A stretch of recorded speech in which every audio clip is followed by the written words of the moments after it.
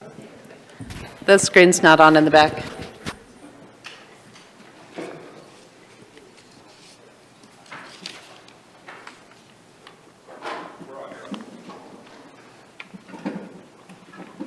All right, everybody, welcome to the March 13th, 2023 Grants Pass City Council Workshop. Sorry for the delay. We've had a little bit of shuffling going on here.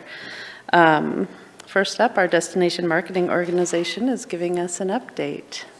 So welcome, Tori.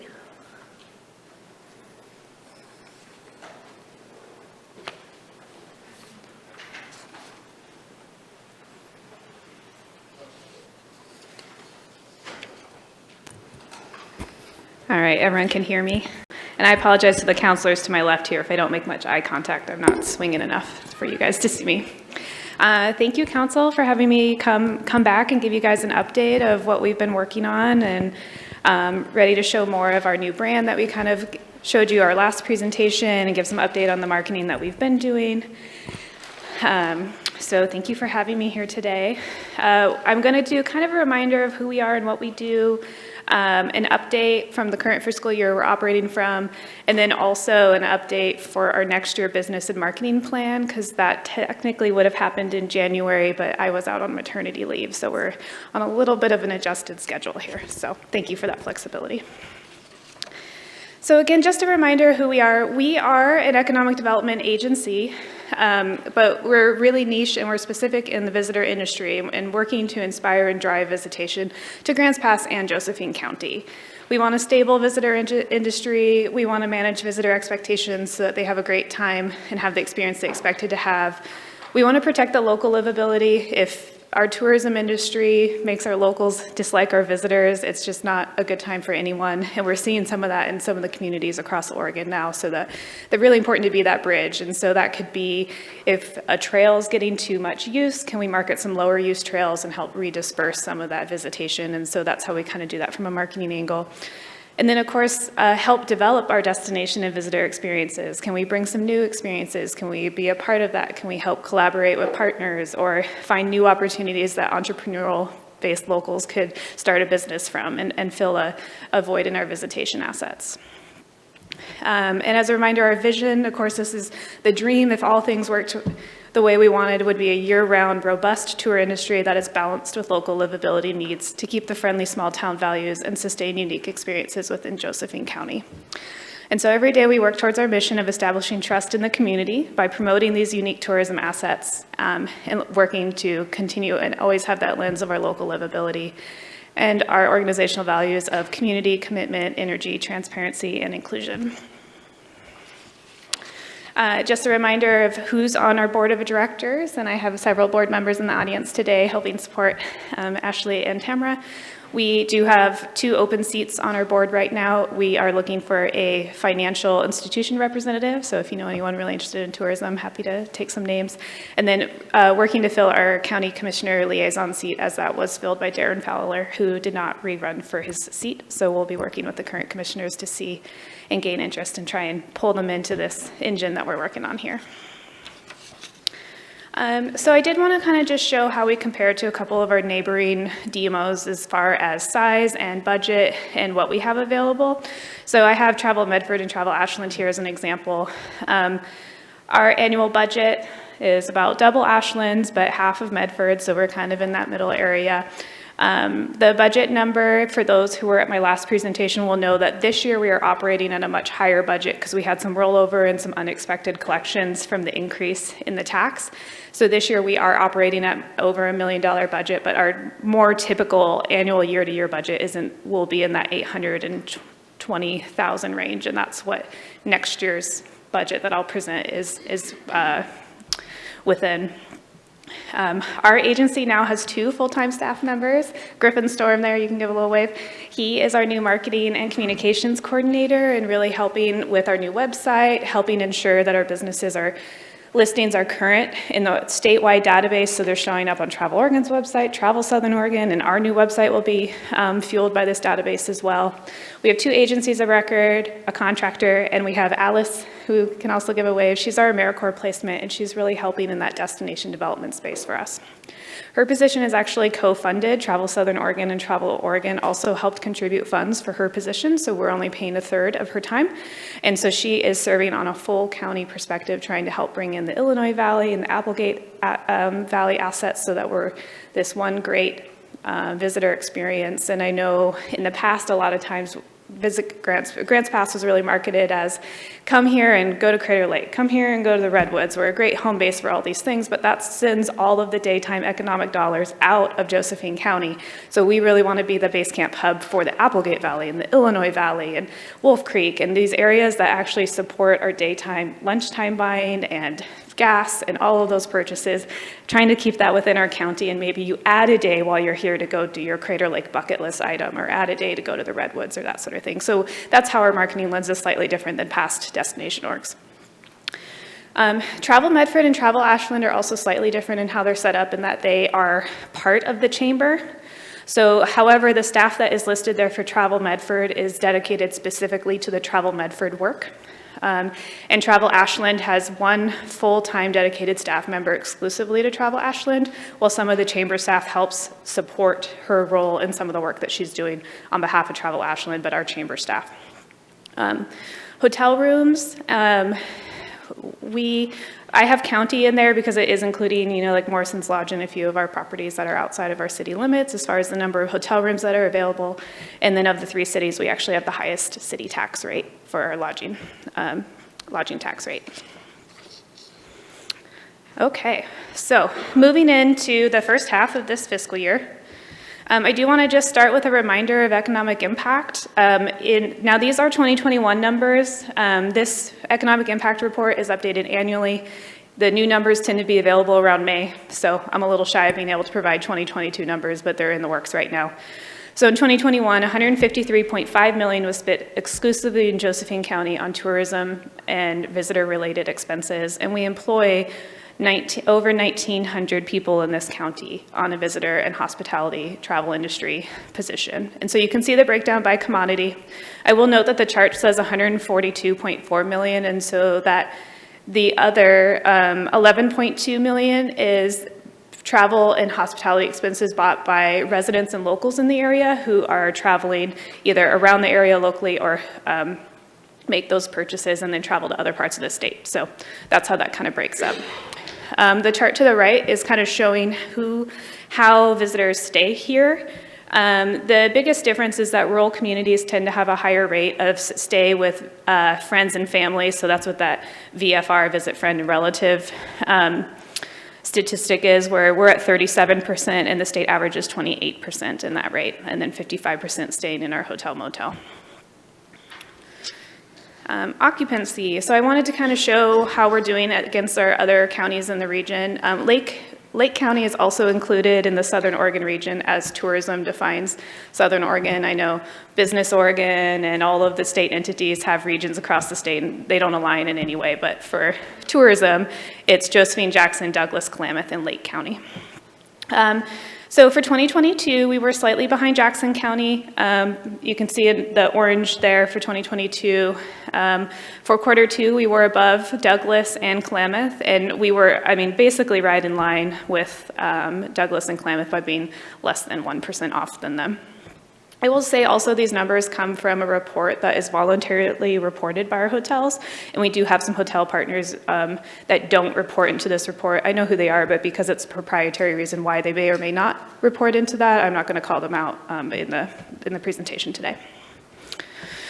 So as far as average daily rate, we are, according to this report, we are consistently a little on the lower side, and again, this is voluntary hotels reporting this. Franchise hotels tend to report a little more in, and so I would say this is probably an underreported number. I don't think we're quite as off as far as this says. And I can look closer at the report that JC and the finance team puts together around TLT, and that would be a stronger correlation of what our average daily rate is doing based on what's being reported to the city by every lodging property who pays tax in. But we are typically pretty close. Jackson County and a couple higher end, more luxury properties. You have Running Y in Klamath and a few of those that are going to help also raise that average daily rate into our neighboring communities.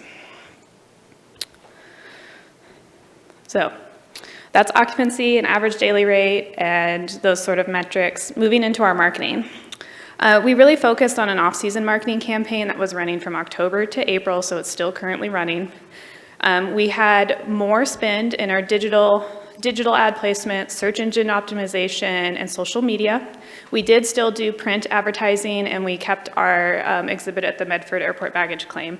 And then we had a strong call to action of book now versus some of our summer marketing was more inspirational, and here's the things to do, and keep Grants Pass on your bucket list, but with occupancy typically doing well in summer. It was down a little this year to 2021. It was down from a record-breaking year. We're still doing well compared to if you go back to 2019.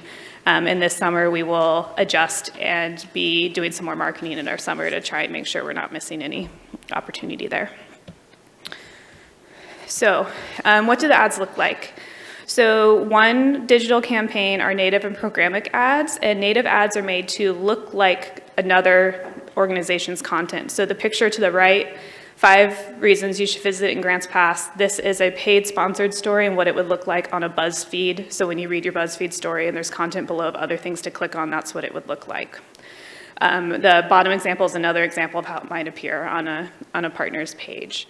So we have 3 audiences that we're targeting through this. One is a lookalike audience, and so the programmatic platform finds those who have already visited grantpass.com and then puts our ads on the other websites that they use or interest and match their demographics. The interest audience is people who are showing an interest in travel. They might be looking at hotels, they might be looking at recreation sites and having these plug up naturally in the websites that they're doing research on. The intent audience is one level stronger than the interest audience, as they have maybe gone all the way except maybe didn't hit book now because they wanted to think about it, or they're shopping more for rates. And so that is another audience that we are retargeting. With these, the strongest clicks from these ads is actually from in-app ads, like if you're using your weather app or other sorts of purchasing, any sort of app that you're interacting with, those have actually a stronger click value to our website. And then the top URL placements, they might seem a little strange seeing like eOnline and ESPN. The targeting is targeting the websites our audience is going to. It's not specifically putting our ads on a page because we think that they're the right audience. So once you've gone to our website and you've clicked through and your IP address has been found, our ads are finding you where you're going instead of just being placed and you might come across them. So the other sort of digital marketing that we've been doing is your more traditional sort of display or digital ads that you would see alongside content. So this is an example of what it would look like on Travel and Leisure, where you have your typical article and you would see an ad either on the side or a banner as part of the scrolling feed of content that you're looking at. And these are always having a book your trip now. Go visit Grants Pass, book your trip, and working to refer from our website to our lodging partners. So as we move into our more traditional print advertising, this is the Travel Southern Oregon Guide for this 23 to 24. And this is we're on page 28, so this is a screenshot out of their magazine, so our ad on the left, and then their content on the right as you're flipping through. And then if you receive these files digitally, you can actually click through to the digital ad on your own time to flip through the whole magazine. Travel Southern Oregon prints 75,000 guides. They're distributed primarily in the US and Canada. So this is an example that we did in Food and Travel magazine. And so this is 3 pages of advertorial plus a 1-page ad. And this was the fall issue, the winter issue after the new year, which I don't actually have a physical copy yet to show. We had these same sort of ad placements where we could write a story and place the photos. And so our fall was really around food and agritourism and trying to promote art along the Rogue. And then the spring one's about wildflowers and looking for bud break in our vineyards for the new vintage that's being grown. And so, as well as some family-friendly activities. And so and we actually got negotiated a pretty good discount on these 2 ads that we were able to do with them. And it came with digital support on the Food and Travel channels as well. So these are the one on the right, the full page ad is for the Next Food and Travel magazine. Again, I don't have it placed in the magazine to show you what it looks like as part of the content. And then the one on the left is a 2/3 page ad going to Northwest Travel and Life. Northwest Travel and Life, we did 3 main sponsorships for their e-newsletter, and then the print ad in the January, February issue, and we also had a media writer this fall who came, and he has a story placed in the upcoming year as natural content in Northwest Travel and Life. And then we also placed an ad in the 101 Things to Do, the Del Norte and Southern Oregon County version of their guide. It's distributed across Coos, Curry, Josephine, Jackson, and Del Norte counties along the I-5 corridor and the major highways, visitor centers, hotels, all across that area. And then this is a reminder example of what's at the baggage claim at the Medford Airport, and this will get swapped out again in this new fiscal year. And last printed piece, this is going in the Travel Oregon Guide. It's a half-page ad. Travel Oregon's guide has 300,000 guides that are distributed across the U.S. and the globe. They take it to global sales events across the globe as they're traveling. Canada gets a lot of these. And then there is also a digital version of their guide on their traveloregon.com website that those can flip through as well if they don't have the physical copy. So as we move into our public relations work, the public relations work is continuing to build destination awareness, quarterly outreach to media with invites for familiarization trips. A familiarization trip is inviting a media person to come, stay in our hotels, experience our businesses, our things to do, so they can write firsthand how great of an experience it is here. And again, we had Adam Sawyer. He's a freelance writer. He's in a lot of Oregon-based publications as well as Northwest Travel and Life, and he's an outdoor and food freelance writer, and so he actually already has a story that will be placed in Northwest Travel and Life as part of this result of this FAM trip from November. And he actually came down, he hiked the Rogue River Trail not long after the Rogue Creek fire to show that it's still beautiful and wild and scenic in that area. Fire can be seen as as a rejuvenation tool. It's not just destructive, and he's really supportive of that form of messaging around fires, and so we're working on especially August and September, that time where people are either hesitant or if the second they hear a fire, they want to cancel their trip because they're sure that it'll be smoky here. I mean, to be honest, with the Rogue Creek fire, as close as that fire was to Grants Pass, we had very few days in the poor and hazardous level of smoke health. To be honest, I think Gold Beach and Cave Junction got the worst of the smoke compared to us. And so there's awareness building of that a fire doesn't automatically mean you're choking on incredibly hazardous air because it depends on flow and that sort of thing. And actually, Travel Southern Oregon has smoke detectors placed across the region, and so our fire page had a link to that so people could see live where the clean air was in Southern Oregon. Oops. So our social media, this is our organic social media. It's the top 3 Facebook posts and top 3 Instagram posts for the quarter. Our audiences are still growing. And the amount of published posts. I also have a tool where I can have a competitor set to see how we're doing against some of the other destinations. And in that competitor set, I have Visit Bend, Travel Medford, Travel Southern Oregon, Travel Ashland to kind of compare how our channels are doing. Admittedly, our audience on both channels is a little smaller than the other partners.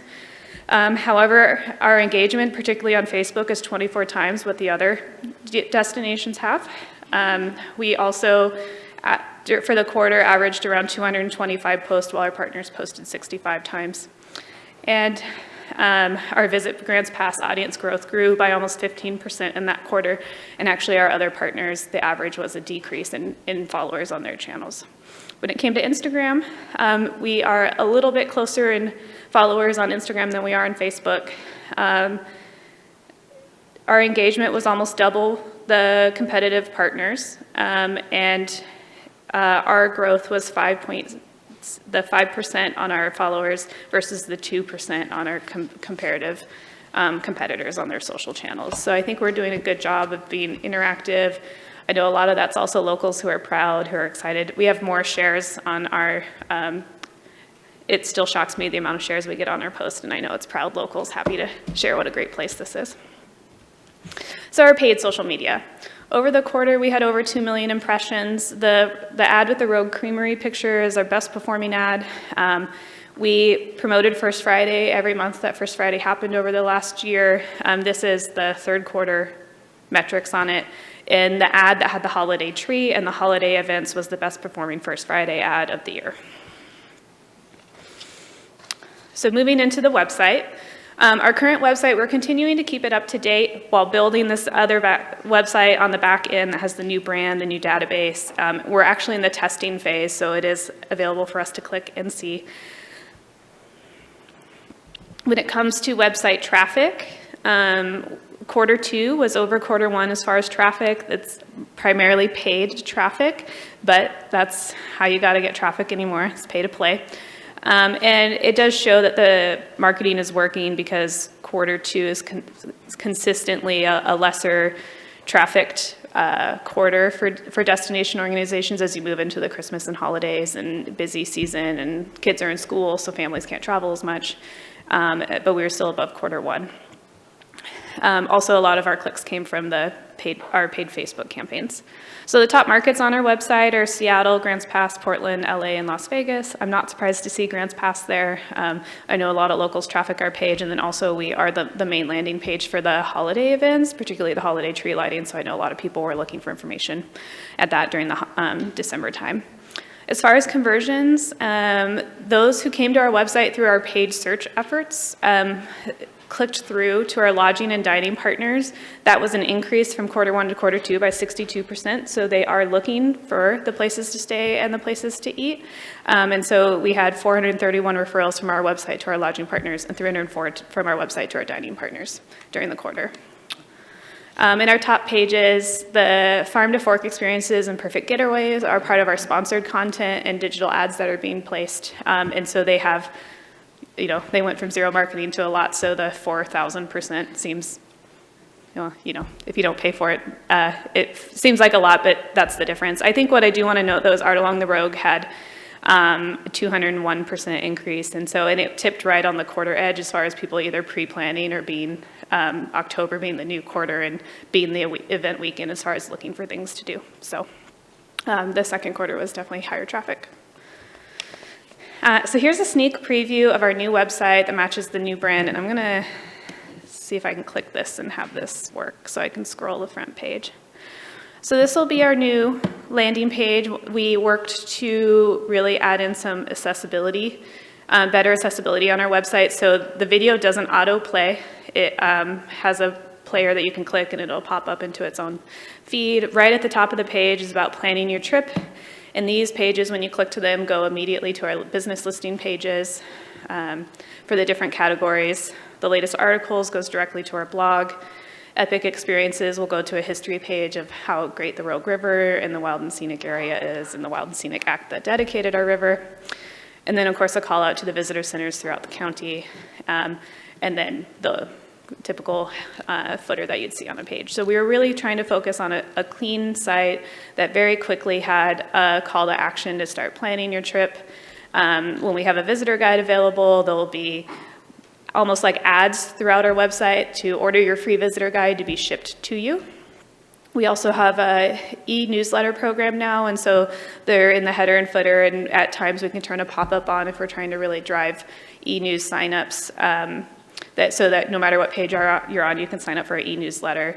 And then we're also looking at a possible book direct tool from our website, so someone can say book now, and it would take them to our partner pages. I'm really interested in a tool that sends visitors directly to the lodging partner websites so that they are booking directly with them instead of a third party, because the third party takes commissions and it's a lesser value for our lodging partners than sending them directly to those websites. And plus, if you're in a reward or partner program with certain franchise hotels, you don't get those reward points if you book through a third party partner. So now I have to, okay. And then the right-hand photo is kind of an example of when you hit the menu, that's what the Explore menu will look like when it pops up. So I think the hardest part for a destination organization is really to attribute what the work they're doing directly to hotels. We're not selling a product like shoes where you can show a shoe ad, once someone clicks it, you can berate that person with that ad every time they're on Facebook until they finally actually buy it. We are an intermediary, so we're selling people on the destination and the experience and then referring them to partners to book their trip. And so it takes more times being seen. And because the click and the book now may not happen directly the second they saw their ad, there's more of a delay and it's a little harder to track. However, with the cell phone data tracking program that we invested in, we can place retargeted ads that are tracked in this program. And so this is showing some attribution back to our region specific to our retargeting spend, which was for the quarter around 8,000. So it wasn't even like it's not including our print ads. It's not including some of the initial sponsored story sort of stuff. But what it is showing is that across the quarter, we had 70 trips to our lodging partners directly from our website, from our advertising, and over 4,000 trips to the destination. Now, 70 trips to our hotels doesn't mean 70 nights. The average length of stay was 4 nights in our destination across the quarter. So that's a pretty length of stay. And so the economic impact is assuming that the visitor spent a minimum of $100. And if 2 people stayed here for 4 days and ate out twice, they hit $100. And that's almost underreporting, but I wanted to kind of level set what that might look like. The markets are Portland, Eugene, Seattle is kind of our top markets as far as within the destination, and then Eugene and Portland, particularly in our lodging partners. And then at the top there where it says ADR, that is the average daily rate for hotels across the quarter.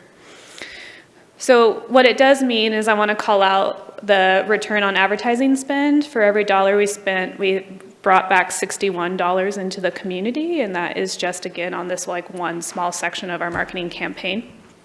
And we had over 850,000 impressions, and then about 269 room nights. So that's a starting point on attribution. We're continuing to try and find ways to continue to find those connections, but we do know that some of our advertising is working. And so who came here? The age group 45 to 64, that also doesn't totally surprise me, just because it's during the school year, it's harder to travel with families, so it might be an older age group that has kids that are out of the house, or that maybe don't even need a babysitter and parents can still leave them. Right now, the top income that's coming is those under 50,000, although in the destination, the 75,000 to 99,000 is the second. And if for lodging, it was actually the 100,000 to 150,000 was the second audience coming. So in an average household of 1 to 2. So that's who's coming here based on some of those retargeting ads and some of the successes we've been able to actually measure out of that. Other major accomplishments that aren't necessarily totally marketing related. Again, we did hire Griffin, our second staff member, which I'm really excited about. We also secured a technical assistance grants from Travel Oregon for $50,000, and this is to have a technical assistance or contractor come in and support the Main Street work. So we partnered with James and Dana at the city and Josie at the chamber and did a joint application of what would it look like to get a Grants Pass Main Street. Our friends to the south in Cave Junction already have an established Main Street, and so also part of this grant is to provide technical assistance for them because they're ready for a strategic planning process that they didn't have any funding to afford, so this person will also be providing that for Cave Junction. We've continued to build our shareable photo and video libraries. These libraries are shared with Travel Southern Oregon and Travel Oregon, because the easiest way to be seen in Travel Oregon's media is to provide them free photos that they can use. It's worked at my other destinations, and I continue to try and do it here. And of course, the work that Alice is doing in our as an AmeriCorps placement, Travel Oregon, Travel Southern Oregon Coast, we've been looking at a feasibility study at the Wild Rivers Connectors, which would be a long-haul mountain biking trail where you could ride from downtown Grants Pass out Dollar Mountain all the way to Gold Beach. And then also the Travel Oregon is implementing a destination downtown program. It's similar to some of the other destination development work they've done, but downtown specific. It will partner very well to the Main Street work and trying to get our merchants back into showing up and being collaborative and having more businesses open on First Friday. I also want to tip my hat to James, who's our downtown specialist, he's been working really hard to try and get more and more businesses participating First Friday. We do have a couple more every single time that do that. And so the more that event can be more lively too, just the greater experience our downtown experiences for visitors. So that's this fiscal year. Moving into next fiscal year, what are we looking at? I worked with JC in December about what the projection was for maybe next year, and we're looking at around 124,000. And JC, if you think that's going to adjust at all, we can. I can work on an adjusted plan too. Just minor, not very far off where you're at. Okay. So overall, these are the top buckets of where we spend money. Admin's our normal cost of business and staffing. Marketing, which is a lot of the work I presented on today. Strategic partnerships is really that value of community of we're a chamber member for Grants Pass, chamber member for the Illinois Valley Chamber. We have other associations that we have memberships to for learnings and continuing education, global sales, and then that contingency reserve, which is a contracted amount that have 3 months operating costs held back just in case.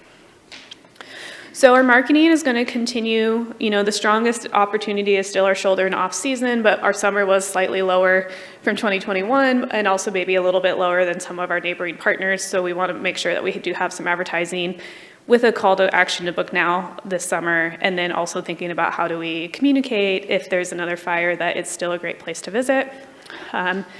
We'll continue sponsored content, and we're also increasing our PR budget so that there is more media pitching, more media invites, and then potentially another big public relations program I'd like to implement in the next year.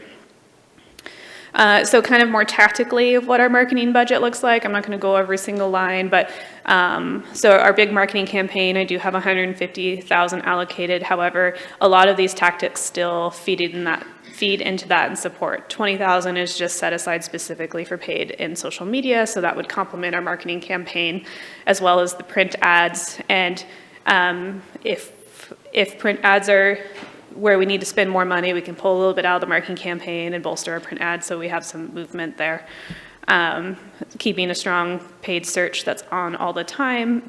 We have a minimum paid search of 1,000 a month, and then our marketing campaign, we also used more money in there to bolster that to keep that search engine optimization operating. And then Travel Oregon has some specific marketing campaigns for destination organizations, and we did invest in that. And so the first one went out in January, and we have another one coming out in March. It's called Your Story Everywhere. And so it gives us a story landing page on TravelOregon.com. It gets promoted via their social media, and it goes in their industry newsletter list to hit their audience, and then can drive back to our website. So we'll continue to invest in that as well. And again, strategic partnerships, just being that community collaborator, often that requires some membership fees, and then also room for conferences like the Oregon Governors Conference on Tourism. If we're gonna have a Main Street group, we might need to go to the Main Street Conference and things like that, so we can be places and get the education and bring it back into the community to help our businesses. Global sales, it's a pretty low investment at $5,000. It's basically the cost to attend the Go West Summit. And then Travel Oregon does bring international familiarization trips into our region, and if we pay or host either the lodging or an experience, it can help get us on that itinerary to get those representatives in our community. And then also, now that I'm back from maternity leave, I know that the hoteliers used to meet pretty regularly. We'd like to get that group meeting again, and also provide educations to anyone who has bookable product, like how do you get your product in front of the international audience. Outside of the US, travel agents are alive and well, and that's how they book travel, and so it's a particular system to get your product into those books of business, and that's something we can help with and educate on. And so again, that's a pretty low level, 5,000 investment, and then kind of the breakdown of our admin fees from staffing to, we do have an office space now. We are located in the old SBDC space at 4th and H. We have a section of the old original City Hall there. We do have a hybrid schedule for our staff, so we're there part-time and part-time work from home, and looking at also having another rare come in to continue some of that destination development work, and hoping that I can yet again get some partnership from Travel Oregon and Travel Southern Oregon on that works, and that would decrease our cost to that budget line. So moved a lot of places through these slides. I'm happy to answer questions. I can move back in the slideshow if there's anything in particular you had a question on or want to call out, but please. Thank you, Tori. That was a lot of information. Questions? Rick, go ahead. Thank you, Tori. I appreciated you presenting the benchmarks and different aspects there that helps answer some of my questions I've had before. But one thing I'd like a refresher course on your Grants Pass. I know we discussed using the Grants Pass logo versus this. Can you go through that again? Yeah, so one choice was made to change from travel to visit, as a lot of visitors, when they search to go somewhere, they say visit or visiting a place, and so that also helps our website pop up a little bit. So that was one decision why we transferred to visit. We also chose to make our own logo and brand to show, also from our community perspective, but from the visitor perspective, that we are our own entity, separate from the city. And so that's why we have two logos. But what we did do is we're sharing fonts, we're sharing a color palette so that they should work well together. And then even, I know that James at the Welcome Center has our logo and the City Grants Pass logo, and I do think they work well together. Okay, and last question. In reference to the Flying Lark, did you have an opportunity to engage with them in any way to promote them, or just any comments? I know that you were not part of them, but I didn't know if there was an opportunity when they were initially trying to get up and going to support them. I was just barely getting started when the peak of the Flying Lark. Was it going to get its commission license? Was it not? And that sort of thing. I sort of waited on the sideline to see what that was going to look like. If they got it, we were going to be there and ready to market and help support them. And if not, and they needed some help, what would it look like for partnership there? Now that the Flying Lark is being given back to the county, and what does that look like? I've been in communication with Tamara at the fairgrounds of what does that look like for us to help support you? Do you need data to help recruit someone to run this space? I'm happy to provide that to you. Also, I know when in kind of like the gray area nebulous time, like knowing they're not going to get their betting license, but Travis not sure what he was going to do with it. There was a feasibility study being operated by a third party, and they had called and talked to me, and I had given some things of like that are missing in our community, such as a meeting space, or like it could be a meeting space, a quinceañera space, a wedding space, these sort of venue things that we were pretty limited in this community, and then also provided them some data that might help in their feasibility study. So when asked or there was an opportunity we stepped up wherever we could. Thank you for reaching out. Yeah. Thank you. Any other questions? Joel? Then Rob. Well, first off, I want to commend you and what you're doing. And this is one of the last industries that Josephine County has that brings income in from the outside, because we've lost a lot of the others. And that's very important, because that's how you create wealth, and that's how you create jobs, is bringing money in from the outside. This is more of a statement than a question. I'll ask it as a question. You've done a great job. As we move forward to do even better, there's, like I talked to you beforehand, there's other opportunities in addition, such as the pickleball tournaments. Softball tournaments, horseshoe tournaments, the use of the sporting goods, bringing our sporting parks, bringing people in from the outside, bringing that money in. That might be an option in the future. Historic. Jacksonville does a good job of that. Ashland does a good job of that with their fountain. It's part of their history and part of their story. And then last off is the artwork. And the botanical resources. This area is the #1 area in the world for diverse botanical resources. And our artwork is reflecting that, along with the recreational opportunities. And it can attract a high-income type of person who's interested in that, plus academics. So just thoughts as we move forward and do even better. So Awesome. thank you for your efforts. Thank you. Yeah, and I think we've really been focusing on that like leisure market coming to Grants Pass. We don't necessarily have the event space to sell us as like a business conference destination, but I think thinking of other sorts of pillars like sports, the niche sports like pickleball. When I was in Salem, we brought a Quidditch tournament, which brought a bonkers amount of eyes and people who wanted to come see people run on brooms. So those sorts of things can really actually bring a lot of attention into the community. And so that is a good partnership with Parks and Rec of like, what are the facilities you have? What are they capable of? If we find a tournament, you know, tournaments usually have a bid fee associated to them. And so is that coming out of our budget, Parks and Rec? Is it coming out of the other areas of TLT? And so it's looking at those sorts of things. And then the city committees like Parks and Rec and the Bike Ped and COPA and Tourism Advisory and having those committees work together. There's a lot of shared goals, particularly COPA and Tourism Advisory have a lot of shared goals around downtown this year, which I think you guys saw in strategic planning. When Dollar Mountain starts to be developed, we also want to figure out like how can someone park in one of our free parking lots of downtown and ride themselves up to the trail and back? You know, does that mean having a bike repair station at the visitor center? Does that mean making sure that we have roads with the bike lane so that they can get all the way up there at a bike lane instead of having to ride in traffic? And so those are things that trickle out into those committees that if they can work together, you'll get a lot of synergy of what you're developing and improving the destination. And again, those are the types of improvements that make it more fun to live here as a local, but also benefit our visitors who come here. Rob? Yeah, thanks, Dory. I'm very happy to see that you've got so many systems in place that will help you basically forensically understand if you have up year or down year or whatever, you'll be able to figure out why, which from Grants Pass tourism perspective, we've never had before. We could never figure out why we were up or down or whatever. It was kind of a mystery. So that's awesome, you know. Thank you. We can move ahead with our headlights on instead of driving at night in the dark. So on the economic impact sheet, where were those figures derived from?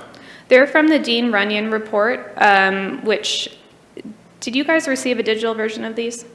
did. Slides, because I have it linked to the actual report. Travel Oregon commissions this report every year, Dean Runyon Associates. And so the reason why I have 2003 was that was the first year of the report. So that shows our growth from that year all the way till now. So Dean Runyon and Associates, they have a formula. Some of the things that have changed like over the last few years is trying to incorporate like room shares and Airbnb and those sorts of properties into this sort of reporting. And so they look at visa view spend, they get reporting from other industries, and then they break it out by commodity as far as the spend into their report. So basically there's, okay, so accommodations, it would seem like very easy to track. The other things on there, I just almost wonder how they could be tracked accurately, whether it's food stores or whatever it is. I'm just wondering how that, how that's tracked. So when you look at credit card data, you can see the zip code of which that person traveled from. And so they can track that that's outside 50 miles Sure. of that county. And do we have any idea what percentage of people would pay by cash? I don't know that answer, to be honest. Because that would completely skew that data, right? Maybe it's not a high percentage, but anyway, that would all be blind to that kind of survey. I was just wondering. So the other question I have on this, I guess this page. So it shows that the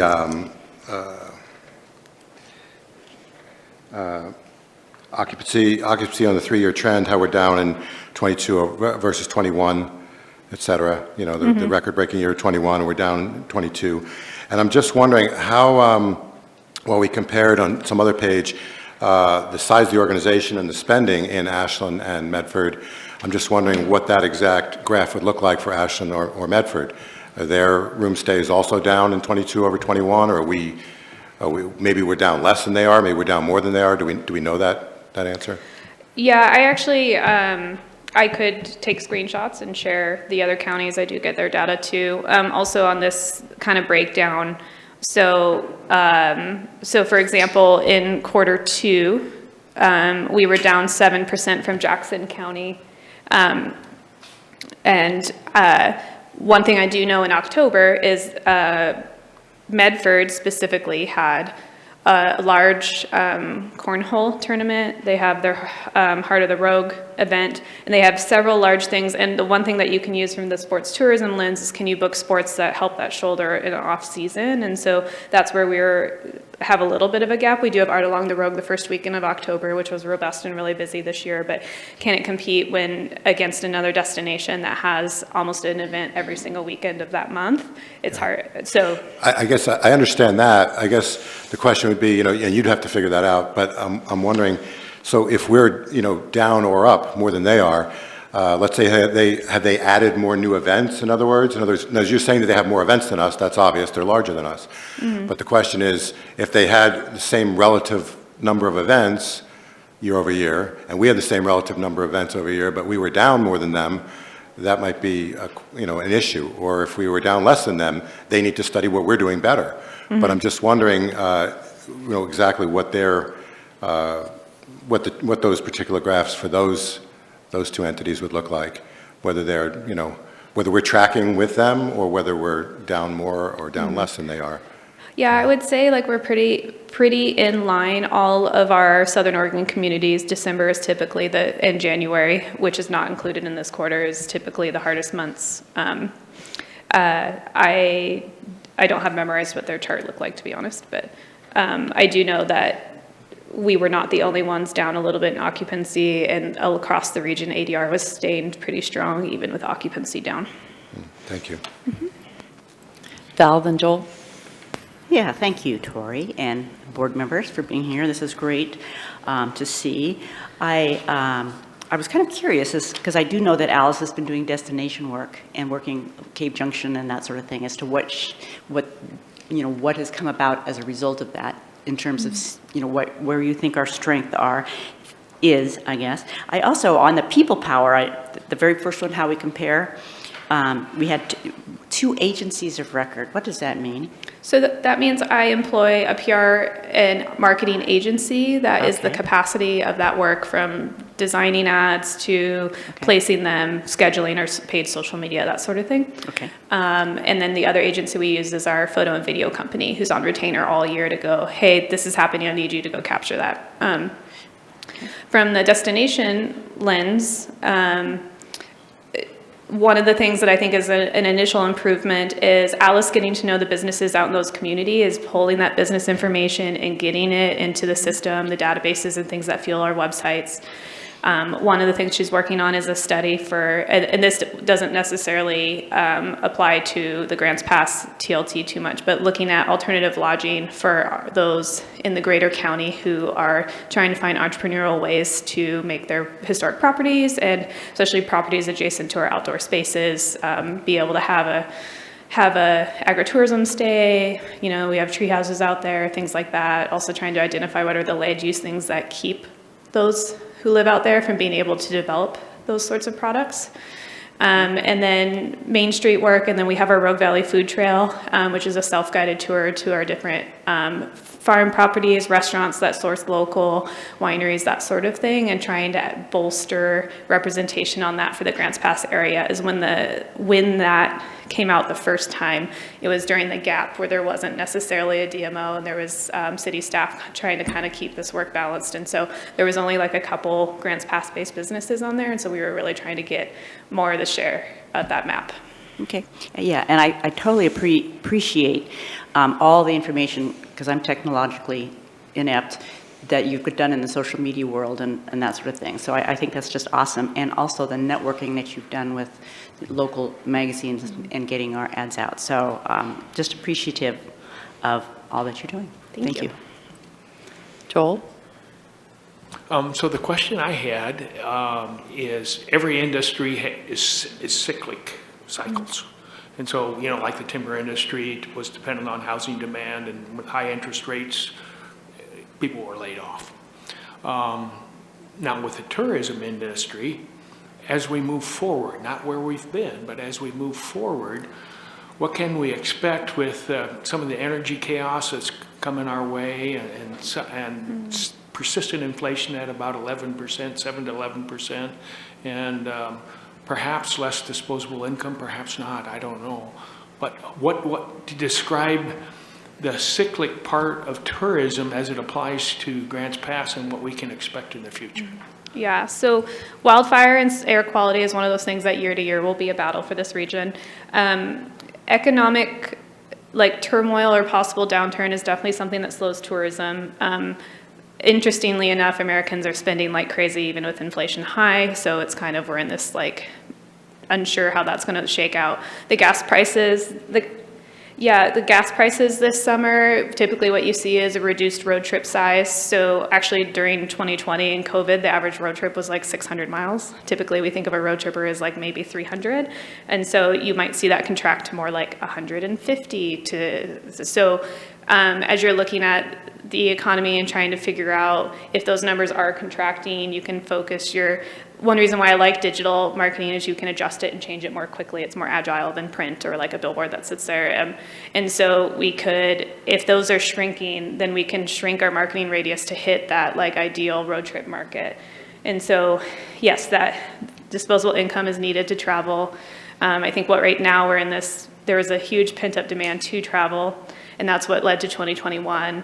And then now people are getting back to their long haul trips. Even Crater Lake this year reported its first decrease in visitation in about 10 years, and it was by 20%. So it was a pretty significant amount. So we aren't alone. Oregon Caves told me that their visitation was down a little bit too. So it's not us specifically, it's not one destination. And so people did a lot of their national park and outdoor space travel during COVID because it was the safe place to be outside, and now people are getting more comfortable going back to concert venues, sporting events, traveling to Europe and those sorts of things. And so that's what we're kind of competing back against. And so it's finding that niche again to get those to come back here or visit for the first time. Any other questions? Brian? Thanks, Tori. I don't have a question, but I just wanted to say thank you for the presentation, and I think you and your team are doing an excellent job. Thank you. Thank you, Counselor. Anything else? All right, thanks for being here, Tori, Thank you. and for bringing your staff on board, too. All right. I don't think we need to have a discussion about that, do we? Does anybody have follow-up comments? Okay. Let's move on to LB project review. Looks like JC is coming forward.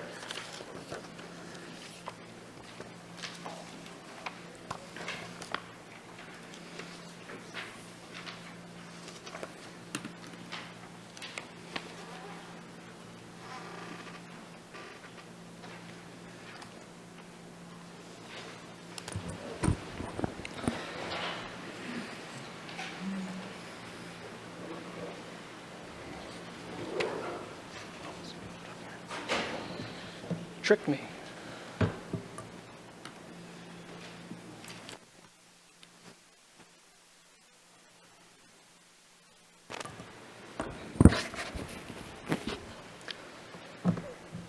Good afternoon, Mayor and Council. I'm here to present lands and buildings for capital projects for fiscal year 24 as our rough draft, and to hopefully get some direction if there are changes that you'd like to make. I do want to point out that this is a city staff effort. There are a lot of people that are involved in this process, and a special thanks to Mindy Ellerman, who gets the chore of haranguing everybody and consolidating all this information. So the subject and summary today, I'm going to go through this a little bit maybe differently than we've done in previous years. I'm going to go through the project closures first, the name and purpose changes, the new projects, and then the fiscal year 24 staff recommendation. And then there's some potential reallocations of other projects. And then there's some key project updates. As this is a relationship to council goals, they are all 5 because most of these projects touch any one of these. So first up are the project closures. LB 6193, Movies in the Park, Saturday Parkways. That's being closed because we are moving this to operations and spending about $10,000 a year for this. LB 6228, Alternative Fueling Facility Design and Implementation Plan. We never received funding to start. It may come back in the future with secured funding and multi-jurisdictional support. LB 6377, upgrade and renovate West Home Park.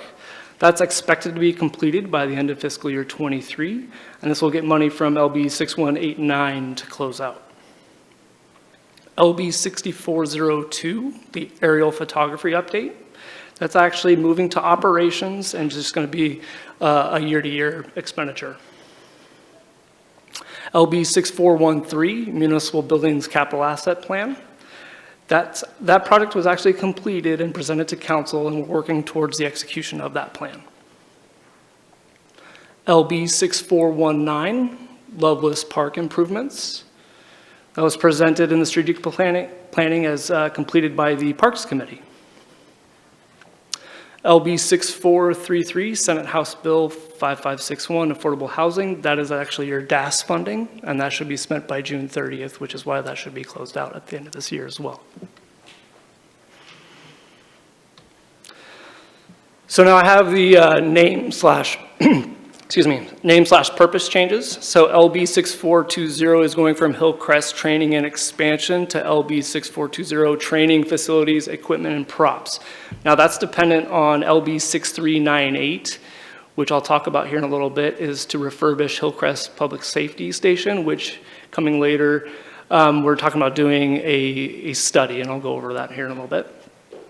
LB 6431, Gilbert Creek Park Play Structure Replacement, is being changed to LB 6431, Large Parks Play Structure and Replacement.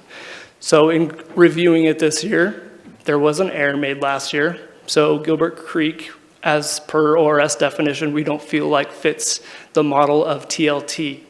So ORS 320.30, tourism-related facilities. Section B, other improved real property that has a useful life of 10 or more years and has a substantial purpose of supporting tourism or accommodating tourist activities. So we do think we do have parks that qualify under this category, and that is going to be our two large parks, and that's going to be Reinhardt and Riverside and those play structures. So moving forward, this will be specific to just those two parks and play structures and taking more of a sustainable look at replacing those. I'm going to come to Gilbert Creek, and I think that was going to be a question here. I actually So, had a different question on oh. that slide. I don't know if it's okay to ask questions as we go, Mayor. How about I get to the end, because there's kind of some intertwined thoughts maybe, if you can hold it to the end? I can hold it. Okay. So there are two new projects. There's LB 6435, and this is the property adjacent to the police department building. The existing building was determined to be structurally deficient and needs to be demolished. After the building has been removed, the construction of a parking lot and secure fencing would be beneficial to the police department for temporary storage and for impounded items.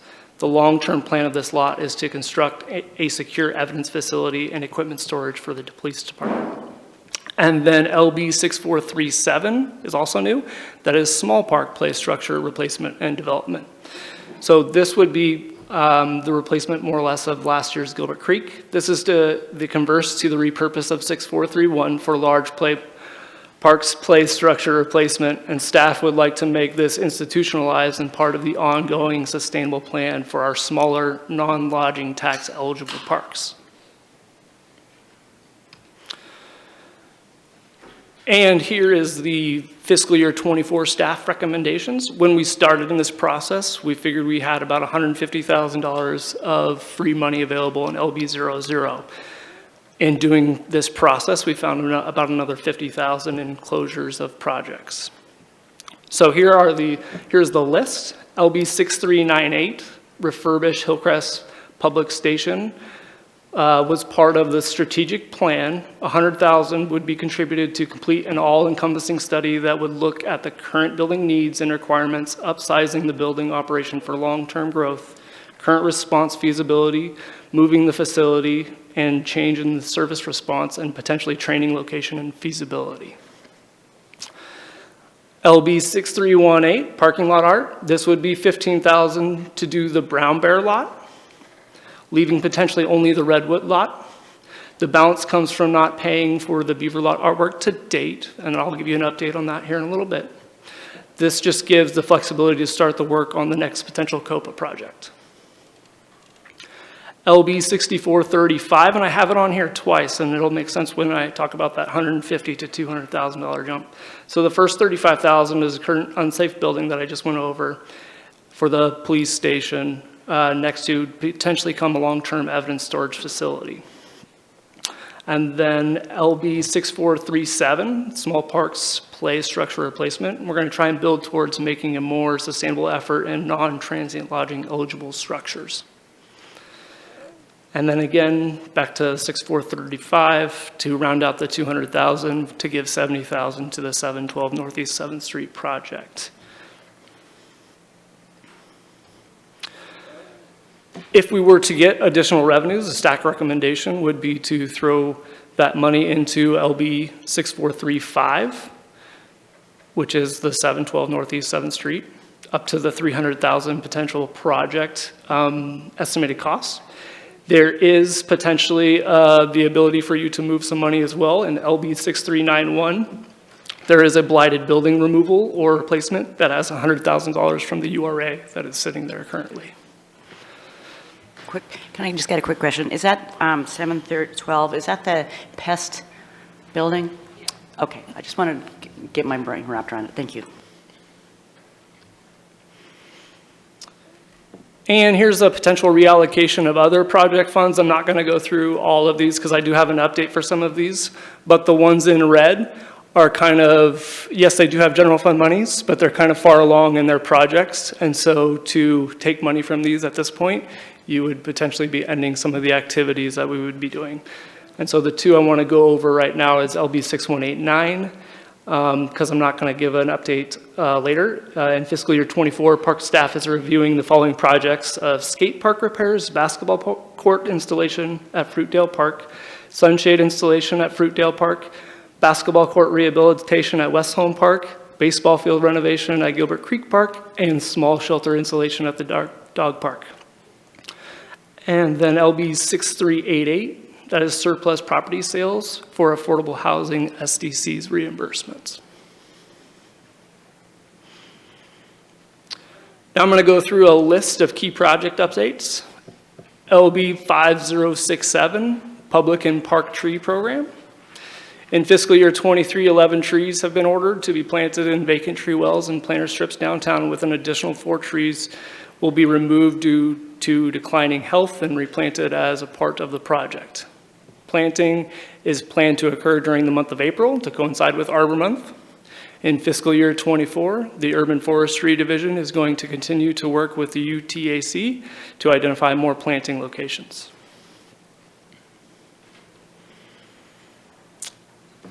LB 6236, Spalding Industrial Park Development.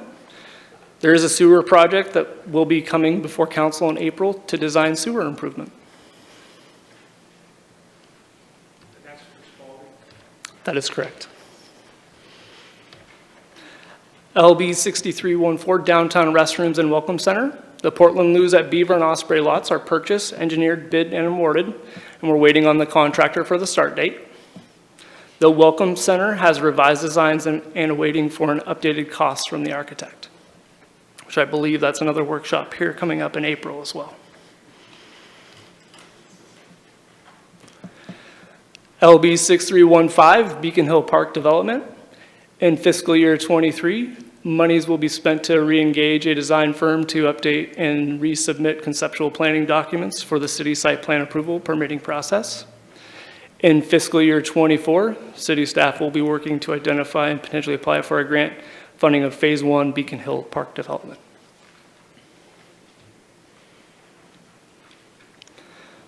LB 6318, Parking Lot Art, the Beaver Lot specifically. So there was a call for artists in the Beaver Lot in August of 2022. COPA selected a sculpture by Bob Edding, hopefully I didn't butcher that, as their preferred awardee. And then council approved COPA motion in November. The contract with the artist is drafted and waiting final signature, and anticipated completion in fall of 2023.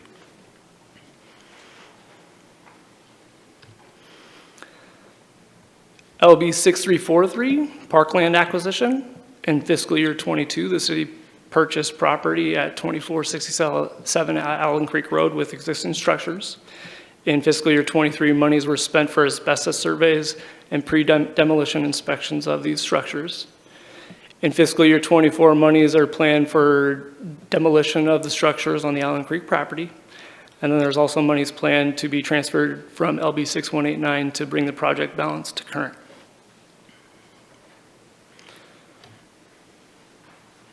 LB 6348, Reinhardt Park pedestrian bridge rehabilitation.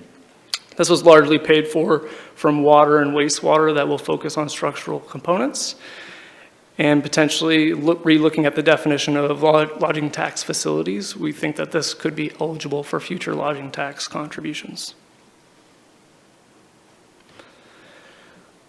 LB 6370, Dollar Mountain. C2 Recreation completed all flagging in the city-owned land, plus digital mapping and detailed construction notes for all trail segments. In fiscal year '23, the city is applying for grant funding of Phase 1 trail development with an expected award occurring in '24. Monies are expected to be spent in '24 for Phase 1 trail development, contingent of grant award. The remaining funding after fiscal year '24 is planned to be utilized for future parking lot development at Heigl Loop and further trail development in partnership with BLM. JC, where are we at with the county? That'd probably be a Brad question. Are you asking about the conditional use permit, Counselor? Well, we The- were looking at purchasing a part of, to add to Dollar Mountain from the county. Well, on the land purchase, I'll defer to Aaron on that. Yeah, with the conditional use permit for the construction, we received several months ago. But all of the design for Dollar Mountain Phase 1 at this point completely avoids touching the county 29-acre piece. Okay, thank you. In regards to the county, Valerie and I and Aaron asked the commissioners about it when we met with them last month, and it seems like they have put on hold any plans to sell it or put it back on auction. Right now, they're trying to figure out what their responsibilities are related to the Sportsman Park. They had some grant funds that they feel they may need to make some sort of correction, so. Thank you. Moving on to LB 6378, Downtown Alley Activation Beautification for Beaver Alley. The call of our artists for Beaver Alley artwork completed in fall of 2022. COPA selected a mural by Melissa, and I'm not going to try and pronounce that last name, as their preferred awardee. The artist is meeting the building owner on final design concept. Owner requested the meeting and possible modifications. So that design is pending review by HBSC in April, and then council review anticipated shortly thereafter that. LB 6392, 5th and G Street Plaza lighting. So for the Owl Lot, the land survey work completed in February. Staff met with Jim Love to discuss next steps, and staff solicited 3 bids for design services, including public outreach, strategy to get feedback on plaza design options. The downtown lighting, staff is preparing a block level map showing new lighting locations, and then we're soliciting street light and string light standard designs and options with cost estimates.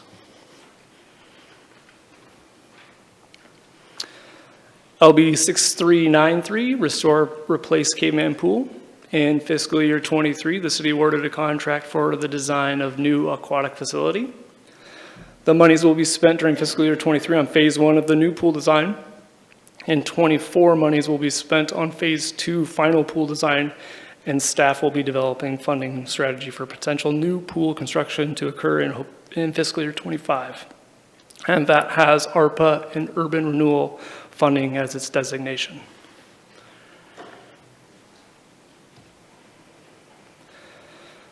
So back to LB 6431, the large parks playground replacement. So the project LB originally created for replacing play structure at Gilbert Creek Park with an expectation of state parks grants, monies transferred for the grant.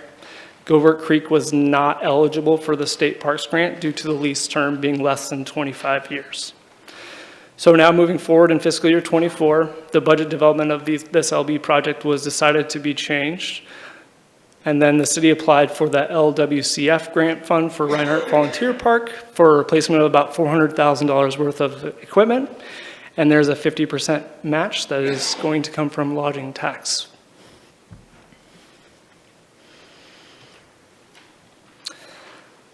LB 8580, community building. There is no current identified use of funds, but I do have a question potentially in here. Potentially to use these funds for the Riverside Park Stage development or band shell. We did talk to Augustus based on the restrictiveness of the money, and since it would go back towards a community-centric facility potentially, that may be a project that you could use those funds on.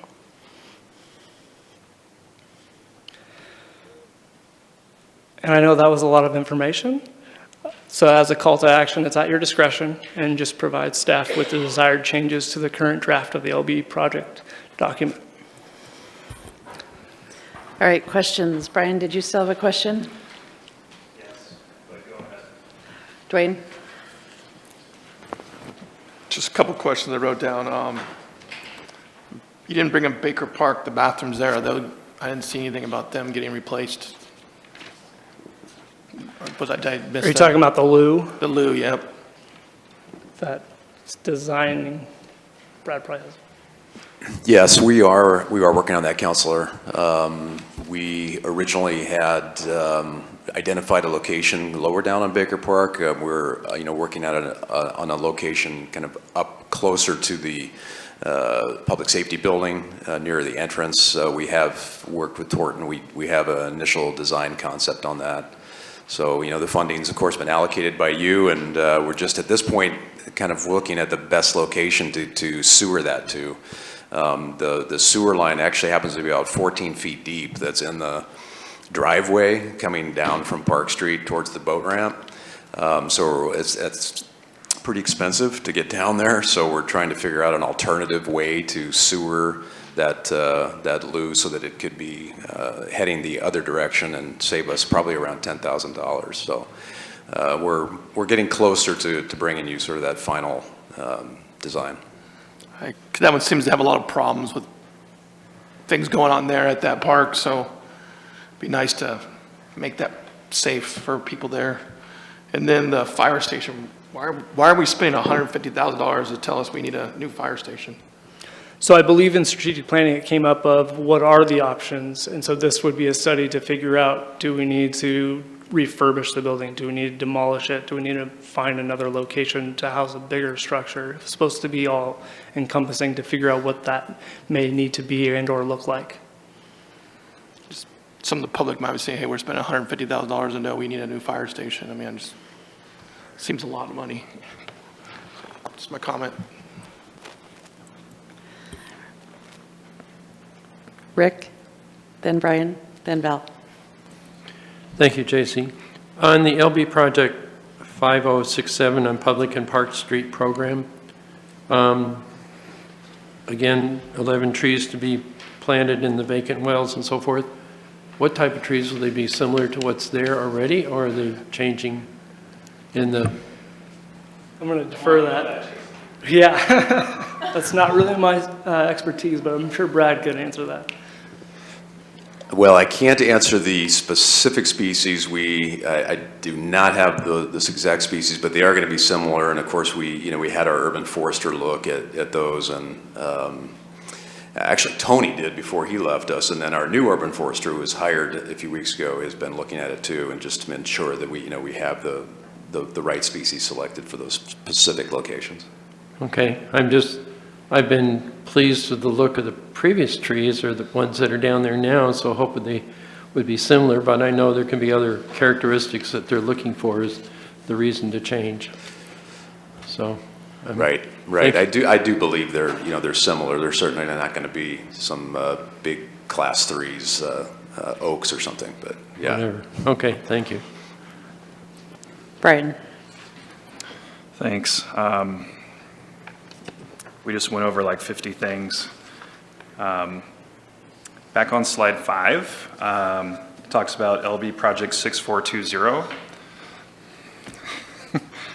And changing the name from Hillcrest Training Expansion to Training Facilities, Equipment and Props.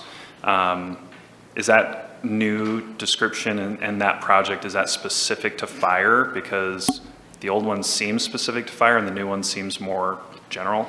It's meant to be specific to fire, and it's more of if the study comes out and says this area isn't even big enough to put a training center up in Hillcrest, that it would encompass that. And so renaming it if the training center needed to be moved or placed otherwheres in the city. Okay, so that's not the line item for the study. That is the line item for the improvements theoretically after the study? That is correct. Okay. And then on that, the other line, the 6431, I thought I read somewhere in here, I can't find it right now, but there was some issue with us not having a long enough lease on that property for it to, like, it wasn't a 25-year lease. Okay. Oh, let me And- see if I can find it. Yeah. So the state turned us down for that grant because it didn't have a long enough lease period on it. Okay. I would assume that's something that if we wanted to, we could approach a school district to modify that to get a longer lease if we so chose? I'm guessing, I don't know if that was the only reason that the grant was turned down, but we can look into that. Okay, and then on, I don't have slide numbers here, but there's the one that talks about 712 Northeast 7th Street, the building that needs to get demolished next to the police station.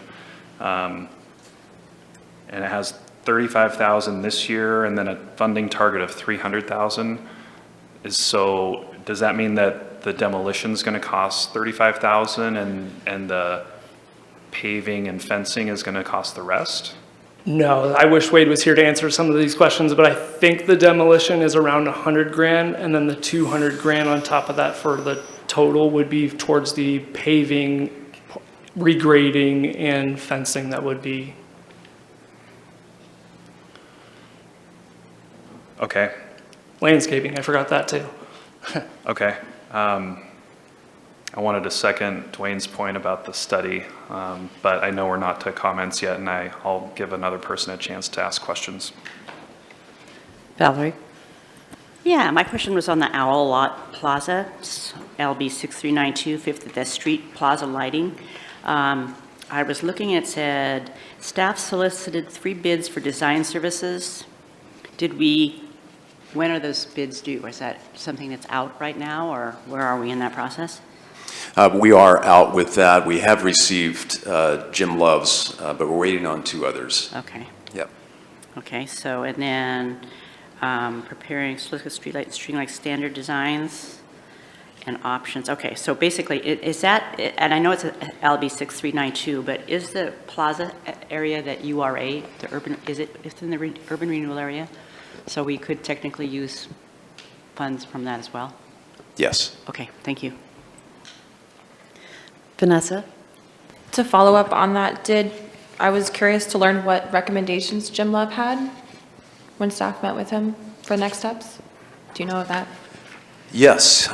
So when we spoke, we kind of focused on 2 different areas. One was, bringing back at least 2, probably 3 different types of layouts and designs. Last time we talked to the council about it, I believe Councilor Pell raised, some questions about the curbing, whether that's a vertical curb on that or it's a street grade level curb, as well as a couple different layouts on what that hybrid park would look like with, or the plaza would look like with both the plaza and parking. But there's a couple of different ways it could lay out. So he's working on that. And then from a public engagement standpoint, he has a subcontractor that he's talking with who would work with the city to do public engagement on what those different options are and how the community feels about them. So those are kind of the 2 main components. Thank you. Yep. Joel? I had several questions. LB 6420, which is the fire, we have a grant on that, correct? Is there an expiration date on that state grant? Do we have to invest that in, and we lose that grant or not? I don't know if 6420 has a grant on it. I was looking in my packet and it said it did. Maybe I, Oh, so in fiscal year '23, they talked about potentially getting one. It did not happen. oh, I And did so- not have it. Okay, so it won't expire. Okay. Okay, good. So then on LB 6429, could you turn to that? 429. The excise tax? Yes. I was wondering, given the state of the economy, if our funding, future funding estimates maybe are too optimistic, or I just asked, I'm not asking you to change it. I just, as I went across that, I talked to the guy that handles porta potties, and he handles construction sites, and his business, he said that's died off in terms of new construction. I know that we've had some projects that are ongoing that are being finished, but so I just asked the question. I don't ask you to change anything, but they might possibly be too high, the estimates of our income, future income in that. Right, and I think even as you saw, like Tori present, like it's odd to have inflation and there's still Sure. spending. We're still getting building and permits and fees. Right, And so it's right. not off of where we think our fiscal year '23 estimate is, which Good, is good. half of what we thought when we started budgeting the previous year.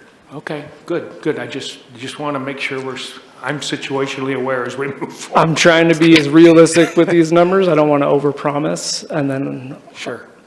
Yeah, that's great. Okay, LB 6314. Could you turn to that? Council, if you're looking to keep up with these, if you look at the white pages instead of the PowerPoint, then it's easier to find them.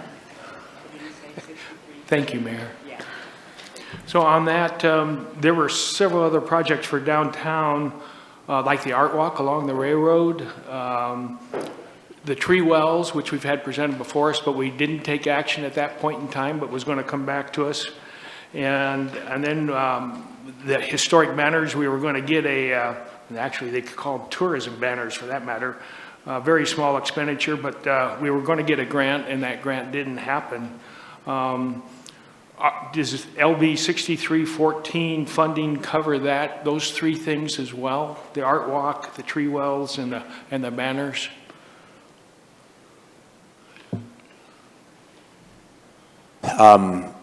So we are in the still discovery phase, shall we say, in terms of identifying the actual costs.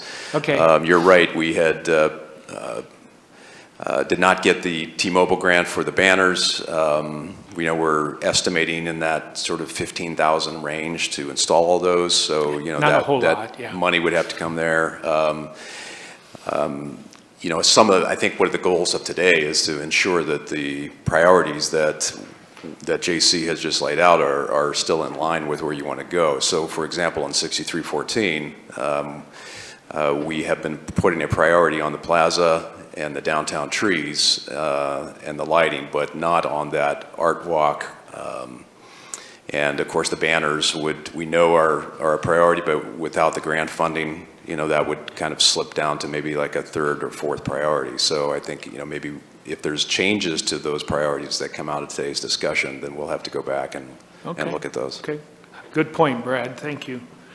Then on LB, let me put my glasses on. 6370.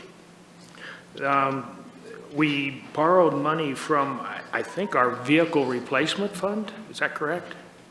To fund that LB project? There's an interfund loan? Well, that predates me. Is that over and done with, though? Is that over and done with? Dollar Mountain? Yeah. $6,370 63 Mountain. is Dollar Mountain. Yes. The 6370, in the white papers, it talked about, we had got some of the cash for that from an interfund loan. I thought it was from the equipment replacement fund, but I'm not sure. And I'm being told from the back it's been paid off. Oh, so it's been paid back? Yeah. Okay, good job. Okay, thank you. LB 6392.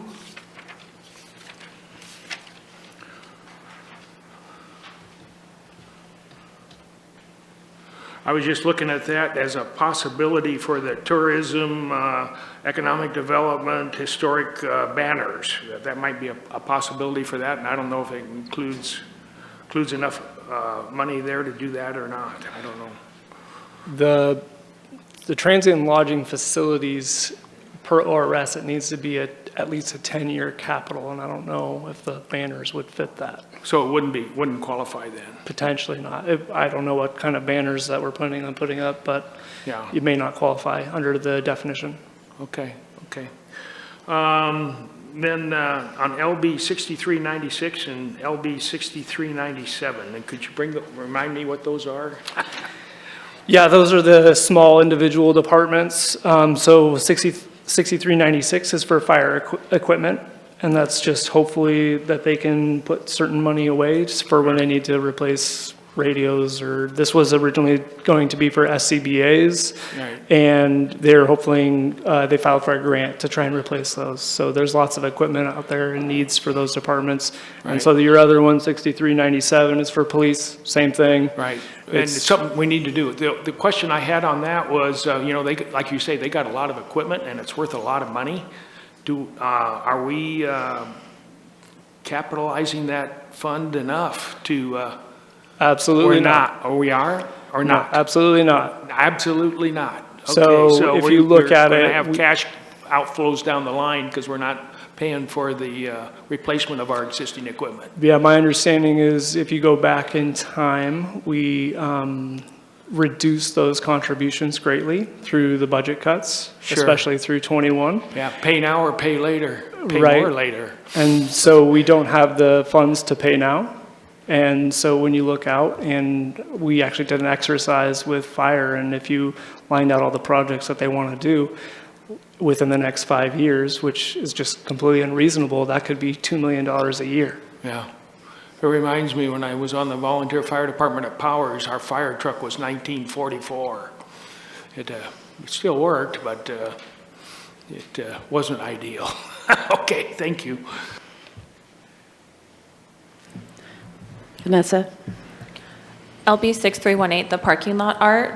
In our white packet, there is language that the Brown Bear lot will be completed in FY '24. That recommendation usually comes from the committee, so I was just curious to learn more on that. It was just one of those institutionalized things. We feel like just put money there, and then when you want to potentially do that, that would be the case.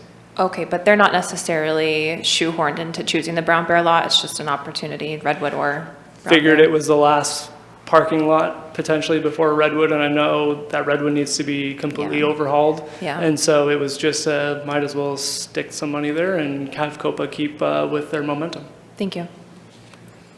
Brian? Yeah, thank you. I finally got caught up. On LB 5067, the Public Park and Tree Program, the slide talks about how in FY '23, 11 trees have been ordered to be planted. An additional 4 will be removed. So we're going to net gain 7 trees. I remember at strategic planning last year, a year and a quarter ago, we had set a goal to get up to 100 trees planted downtown or in the core. And we didn't plant any last year. And it sounds like we're going to plant a net of 7 this year. So I'm just wondering, is there anything council can do to help kind of spur that to happen a little faster? Well, I'm sure Brad can answer this, but not having an urban forester probably hurt. But he's not the only one that can plant trees, I don't think, right? It's called funding. Yeah, we can fund it. Yeah, no, you're right, Counselor. I mean, he's not, but that was a factor in just overall, organization, facilitating, even if you do volunteers, it takes time. But there's the tree deposit fund does have funds to do that, and we can certainly proceed and get more than that done this year. The 11 is just what are, have already come in and are sitting in the yard and ready to go. We're just waiting for the weather a little bit. Okay, thanks. And then on that same project, is this, I know that we've had a little bit of discussion about the blackberries in Reinhardt Park and potentially maybe clearing some of that and replanting. Is this potentially a fund that could be used for that project? I don't think that 5067 would probably be the most appropriate for the blackberry removal. You know, that's really kind of more maintenance that would fall into our 6197 probably. Okay, thank you. I got a few more.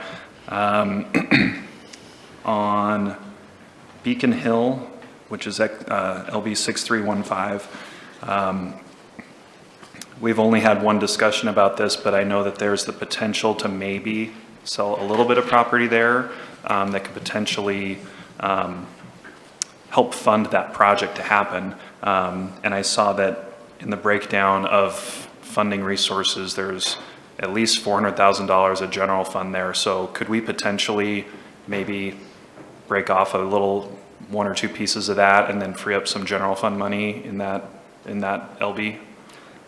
Yeah, definitely. It all depends, I guess, on the scope of the project of what you want Beacon Hill to be as well, because I know based on the slides, we're planning on starting to look at some of that design and development. Okay, yeah, and I think that we might need to, or might want to have a discussion about that before we finalize that. And then on LB 6344, we didn't talk about this, but it's the Business Innovation Hub. And I believe that's still active. And it still has, I don't have it right here, but I think it's maybe $250,000 in there. 180. 180. That's pretty stale. So I think it might be worth us having a discussion if we want to try to move forward with that, or if we don't, then reallocate that money. So just maybe make a note of that. I will make, just as a reference, that is URA money too, and so if you're going to use it, it needs to go towards the URA project. Okay, great, thank you. On LB 6417, which is the ARPA LB, I just had a question about, I know we've allocated that money into different pots, and if we start getting close to like the deadline of when those need to be allocated or spent, and we're, for whatever reason, having some sort of issue expending those, could we potentially reroute those to another project like the pool project or some other project if we're having an issue? No, definitely. You have until December of 2024 to change the allocation, and then December of 2026 to spend those funds. So you have allocated them, but that doesn't necessarily mean that they need to be that as you move forward. Okay. I just have two more. LB 6421, City Yard Analysis and Design.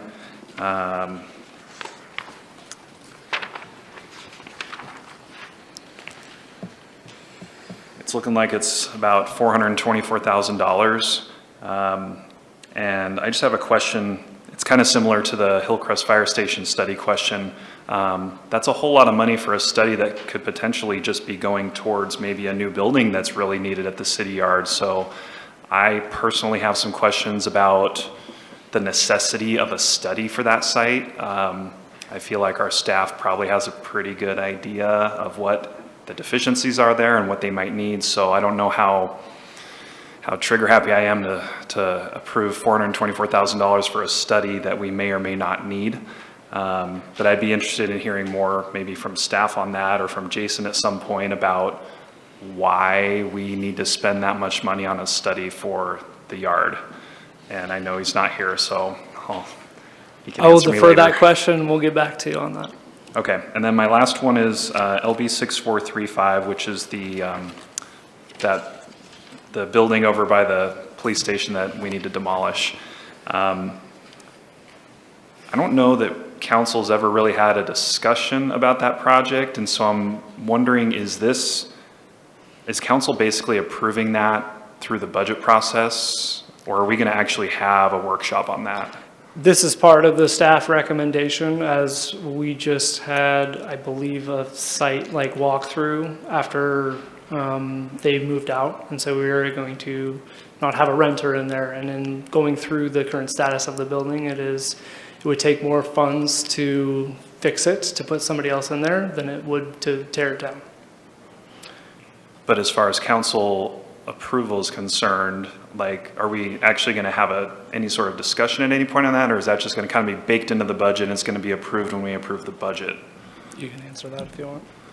Well, I think this is your opportunity to start talking about this. If this is off track, then you would need to provide us some direction. This is just an area that we saw we needed some improvement on. One of the things, and I think it's two issues. One is the demolition of the building. That's just being a good steward of the property and helping with dilapidation within the community and blight. That's a removal of blight, so that's positive.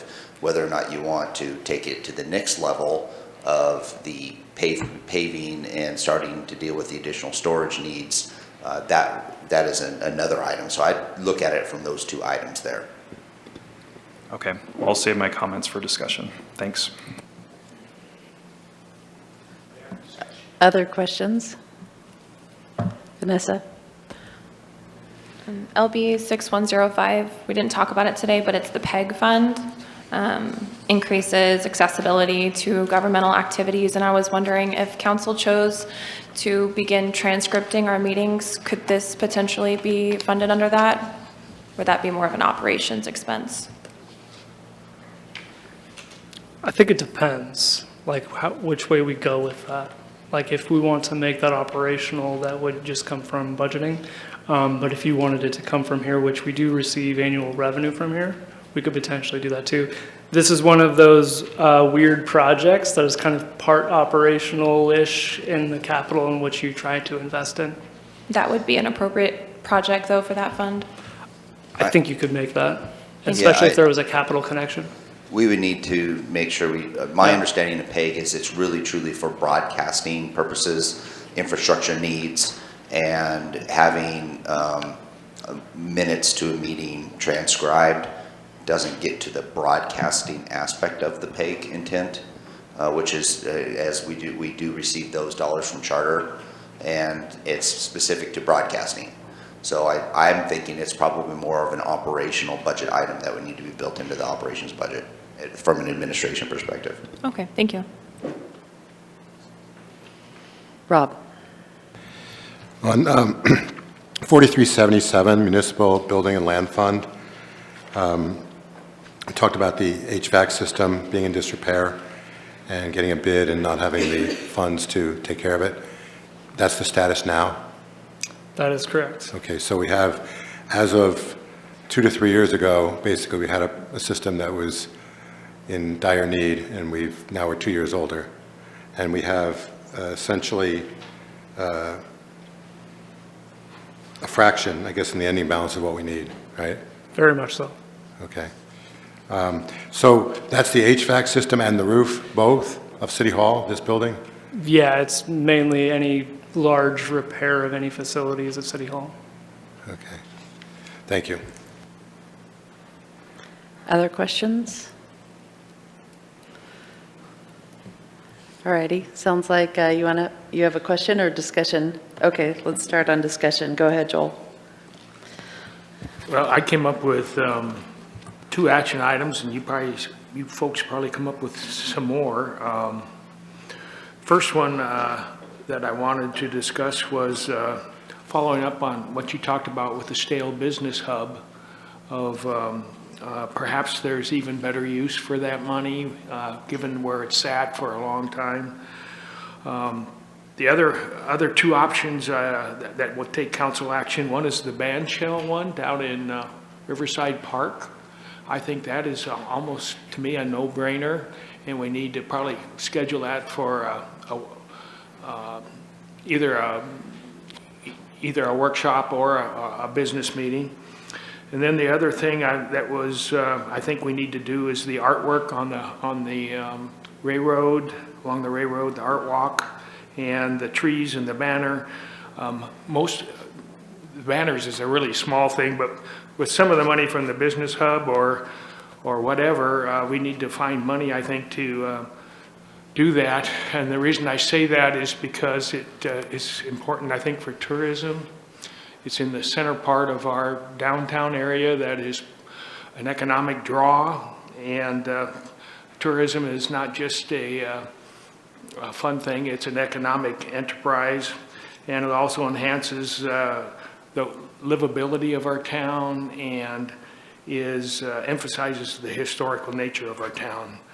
So I would encourage us to make appropriate changes for those trees, the banners, which is a small item, and the art walk. Dwayne? My concern is that we're talking about spending a lot of money but not saving money, and I'm just worried about, we have public safety coming up Yep. and where those dollars are gonna go, but every time we talk, it's about how much money we're spending on this and that, so it feels like we should get our budget together first, our law enforcement, firefighting department first, and then talk about spending money. Just my thoughts on this, it just seems a little backwards. Some things do bring in money, so those are obviously, don't cost us, they bring money back to the community. But $150,000 for a study for a fire department, it's old building, seems like a waste, and I don't know, it seems a little expensive to tear down a building across the street for $100,000 too, for an old wooden building, and I would like to see the bids on that, and just more spending and less saving, so that's just my point. Brian? So there's a whole lot of topics here, and before I even start my discussion, like, I don't want, Joel's gonna talk about one thing and Dwayne's gonna talk about another thing, and so when we did this last year, we actually went project by project, and it was much more orderly, and the discussion was much more, well, it was productive. I don't know what this discussion's gonna be, but I don't want, I guess I'll respond to Joel's topics, because if we actually want to get anywhere with anything, we need to take these things one thing at a time. So with the Business Innovation Hub, that's urban renewal money, which from what staff is telling us, we're already kind of out over our skis with urban renewal. We've got way more projects and things than maybe we can handle. So taking the Business Innovation Hub off of urban renewal might actually just take a little bit of pressure off of urban renewal. I think there's maybe resources elsewhere for the Railroad Art Walk and the banners and the trees and the band shell. I think there's resources elsewhere for that too. But I do agree that I don't know that we need to keep the Innovation Hub in the urban renewal at this point. I don't know that we're gonna make a move on that. So I'll just keep it on that focus for now. Okay, I guess I agree. This is kind of an overwhelming amount of topics and information and how we want to deal with it today. We do have some other things on the agenda, so I don't know if we want to just address kind of, Joel did already bring up 3 things, like whether we want to have those on another discussion maybe. It's hard to know. This is a lot of projects potentially that y'all are interested in talking about. I'll have Valerie, and then maybe, are you going to talk about one of those 3? Okay. I was just going to bring up that I think the CEDC and MARTA, who is Business Oregon, right now they're doing a study on the Business Hub idea. So Business Oregon is in the process of doing something locally to ask people whether they want to move forward with it. So that's just a little piece of information. So that I think would need to come back later. But there are people right now out there. I'm going forward with that. And you're right, it's a lot of information. But I also think, to go back to what Dwayne said, I think we're right. I think if we're, with us getting ready to go out and know the problem we have with public safety and funding, I hate to start tearing down buildings and start putting a lot of money out for studies when, because it looks what it looks like to the people out there as well. Why do they need money if they're out there doing all this other thing? So just something to think about. And yet they are different pots of funding for operations and capital projects too. On the topic of the hub, real quick, are y'all interested in having a future discussion about the hub and getting some more information about that Business Oregon study? Raise your hand. Okay, well, 4 were. And on the next topic of the Riverside Park band shell in relationship to, I think that one's just going to come up naturally anyway as we look at the design, but in regard to shifting the funding potentially from that community center building in Riverside Park. Okay, we'll just include that as part of the Riverside Park band shell discussion, how we're going to pay for that. And the other one that he mentioned was Art Walk, trees and banners, and I didn't catch if there's already an LB project associated with these downtown. 6378 looks like it has to do with alley activation and beautification, but I'm not sure the total depth of that. But I think we do have, we were going to be talking about some downtown improvement issues on April 17th with regard to the Welcome Center and establishing parklets. So maybe that would be a good day to just touch base on downtown improvements in general. Okay, and then Dwayne had mentioned the fire department study, the fire study. Is that something that we want to have a future discussion about soon? Were you referencing the fire study or the city yard study? I was talking about both of them, but it just seems a little bit, what Brian said, I'm sure that we have some very qualified people who can tell us for a lot cheaper that we need to build a new building or not. I mean, it's just, Okay, so both projects, I guess. Maybe we could get a memo update on where we're at with those. Does that seem reasonable at this point? And then if you want to have a discussion about it, we can do that afterwards. sure.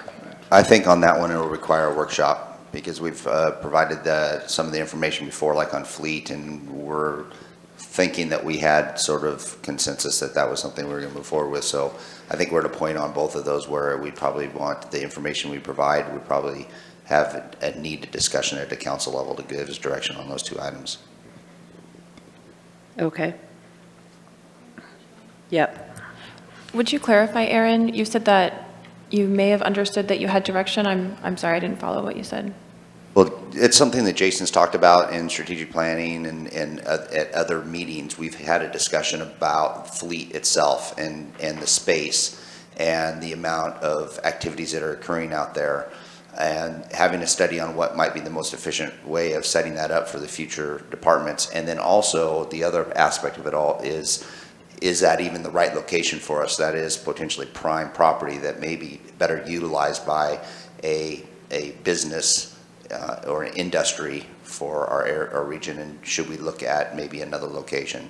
So those are all sort of things that we've discussed, and I think a memo might not be sufficient to have council say yes or no on.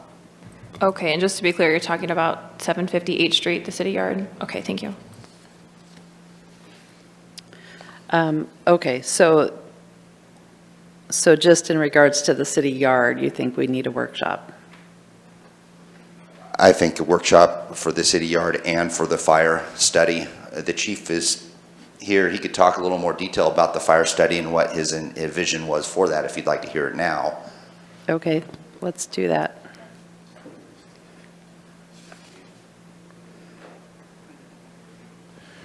Okay, the actual need for the study was based on if we have that fire station ever to actually rebuild it or build a new fire station, have we got it in the right location? It's been there 50-plus years, so the study was just to basically determine if there might be a better location based on the growth of the city and maybe where our target hazards are located at this point.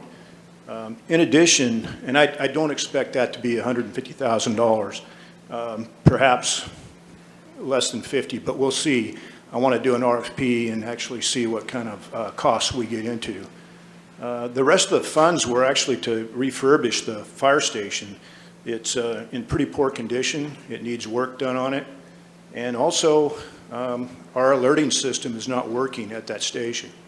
So we need to fix the alerting station. So all of these funds were going into all those items. Is it on this topic? Okay, Vanessa. Can you talk about if there's any water issues at that station? Not necessarily for fighting fire, but for potable uses? Yeah, the water lines are so old, it's actually putting rust into the drinking water. So the water's brown that comes out of the taps. So we drink potable water at that station right now too. So that would also be something we would be looking at as ways to maybe bypass the current interior water system, get water in from the outside, maybe up in above, and bring water down into the building where it could be used for actually cooking and maybe showers, things of that nature. Thank you. Did you have something on this? Brian? Yeah, I don't know if we're going to have a workshop on this or not, but it sounds like we already have money set aside for something to happen there. I think spending money on a study to see if that location is correct is a total waste of money. I would much rather that money be put into the actual building, into the refurbishment, and into the alerting system, and into the water system. Because I can tell you, I've lived here a long time, and that station is centrally located in the north part of town. It's a really good location for that station. If the study is for a location, I really don't think that's a good use of our money. I think rolling that money into actually upgrading the facility would be a much better use. Rob? Now, on the location aspect of it, I completely agree with Brian. It's pretty obvious. We got north end of town, south end of town. We have that property. It just is a real expensive delay to then go around and try to figure out if we have a slightly better location. I had nothing more on that. I was going to bring something else up if we're off that subject. All right, sounds like we may need to have a quick discussion anyway to touch base on what's going on with the fire department, fire station at Hillcrest. Okay, are there other topics that you want addressed in the future? Rob? So on the condition of the roof and the air conditioning at City Hall here, 2 years ago, we were all horrified when the report came out that the city was so far behind in routine maintenance for many buildings and many pieces of equipment around the city. So now we're at least 2 years past that. My concern is, obviously we could wait for this building to fall down and then just build a new one across the street, but that might be not the best way to go about it. My concern is with air conditioning, especially of this size, what really was pointed out in the last couple of years, supply chain issues made a lot of heavy-duty, large equipment.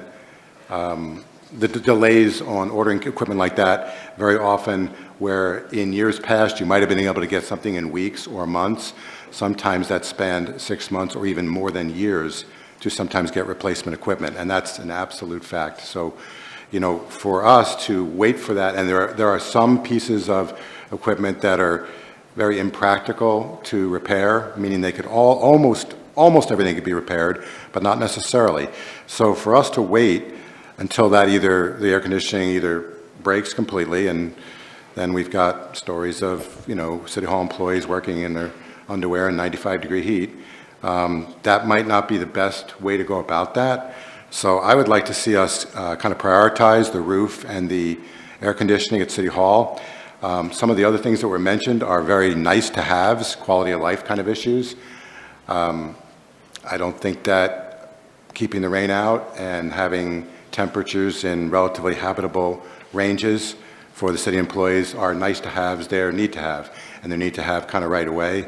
And also, as I mentioned, sometimes ordering large equipment can take a really much longer than it ever had a decade ago. So it'd be smart for us to get on that, and I think it'd be really foolish for us to put that off until a catastrophic event happens. Do you have the project number handy for that, Rob?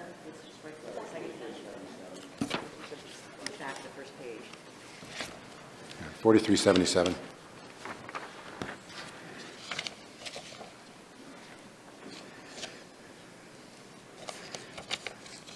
Okay, so I guess I'm not sure what you're asking for in terms of what the council needs to talk about on this one.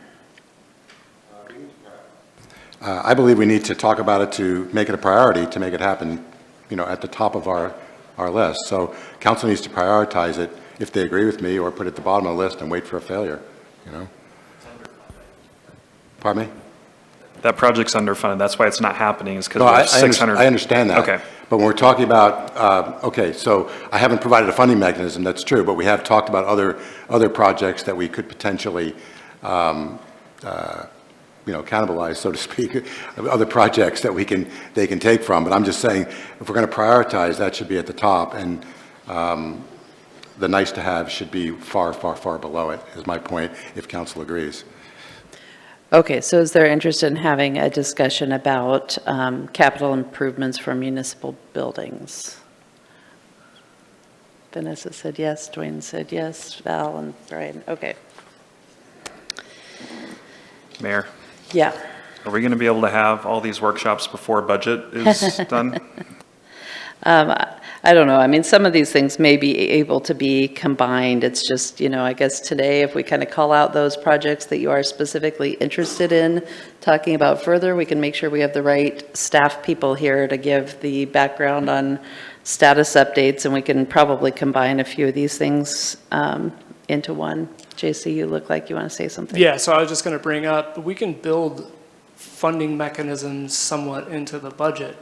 The problem is going to be, it's going to make it more expensive because we're going to have to take it from operating. So you're either making a budget adjustment as far as cutting other expenditures, or if it's coming out of like a place like admin services, I'm making it more expensive for police and fire to operate, to contribute to those funds. So yeah, I agree. There's lots of things that we're being negligent about that we need to contribute funds to. The problem becomes where you pull those funds from, or how you fund it, at the expense of what? All right, Rick? Mayor, I was wondering, would it be worth the consideration of taking the list that we've been given here, and either for staff to give us a memo of some sort in which we can respond, or we can just respond on those projects we would like to see adjusted or we don't have favor for, and then the major projects that need discussion, like say the fire station or something, bring those to a workshop, but it would eliminate bringing every single item back to a workshop or some other action.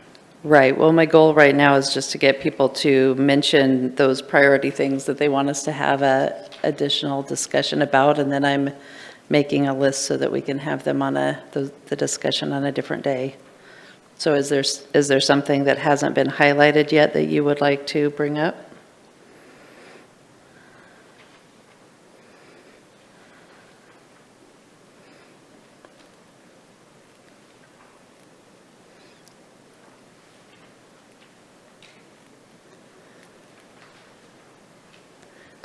Does anybody else have anything? I can also bring up another suggestion. So you don't have to necessarily allocate these funds of how staff recommended. It can just go generically back into 00, and in the time in which you want to do those, we'll have the appropriations. It's just going to be how you get those funds moved around. This was just a suggestion of a place to start. Doesn't necessarily mean that's where we have to start from. Rick? So JC, on LB 6352 on Reinhardt Park turf replacement, I think I asked once before, can any of the tourist funds be used for that, or a portion? We believe if it is supporting a large tourist activity, then yes. Previously, yes, it may have been, but then somebody went and built another facility that is more widely used than that one now. So we've actually seen the revenues decrease at that facility for rental. Oh, I didn't know if we sponsored specific activities there every year that would possibly encourage the use. Thank you. Rob? So a couple weeks ago, I know Brian brought us a list of properties that was probably valued in the area of about $3.5 million. And I know some of that, I think, may have, if we were to sell some of it, I think it might have had to be dedicated to parks or, but do we have any idea what the net might be that could be used for some of these LB projects if we were to sell some of those properties on that list? No, it's too early at this time with the information we have to give you any idea of what the net would be. You are correct with a number of the properties we discussed. They were purchased with parks dollars, and we need to go back to the parks. Well, some of them. So we don't have any idea, like, when you say a number of them, there weren't that many properties. I think it was like 12 or 13 properties. So we would probably know where the funds came from for 12 or 13 different properties, right? That can't be that difficult, can it? We definitely have that tracked on where the dollars come from, but you asked what the net revenue proceeds would be, and it's too early to say because there's a lot of things that are still needing to be discussed with regards to the development. There's a lot of staffing that would be required if you were to do this permitting that would need to be required. Who's going to do that? What would it sell for? There's some things that we're putting together. Brad's going to be bringing forward to you to have that future discussion. But at this time, we don't have a number for you on a net. We can give you numbers on where the revenues need to go, but on a net revenue, we don't have that. It'd be great to know where the revenues need to go. So we have some idea whether or not we could apply that to any of these LB projects, right? No, and there is LB 6388 surplus property sales that is currently deemed to go back towards affordable housing when we do sell them. So you would need to take an action that would change how we view those sale of those lands too.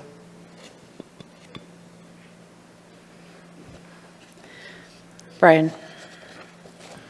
So LB 6189 is the one for existing park improvements and repairs, and that's the main LB line item that does all of the maintenance and equipment replacements in all of the parks. Looking at this preliminary budget here, or these numbers, the expenditures seem to be far outpacing the revenues for that fund.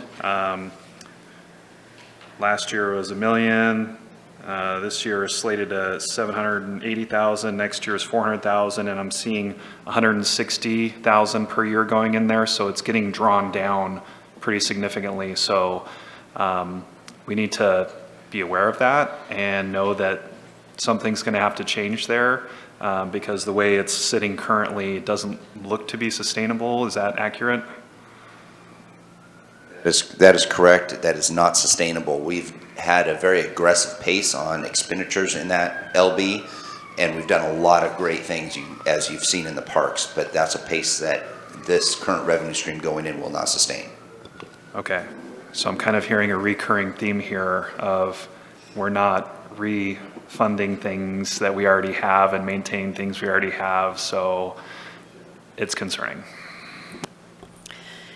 In regards to the park maintenance there, is that already part of some other project, park master plan or some sort of park prioritization that we're working on?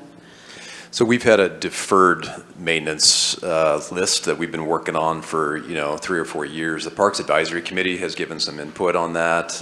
We haven't taken it back to them recently, but we have generally used that deferred maintenance list as our guide for how that 6189 money gets spent.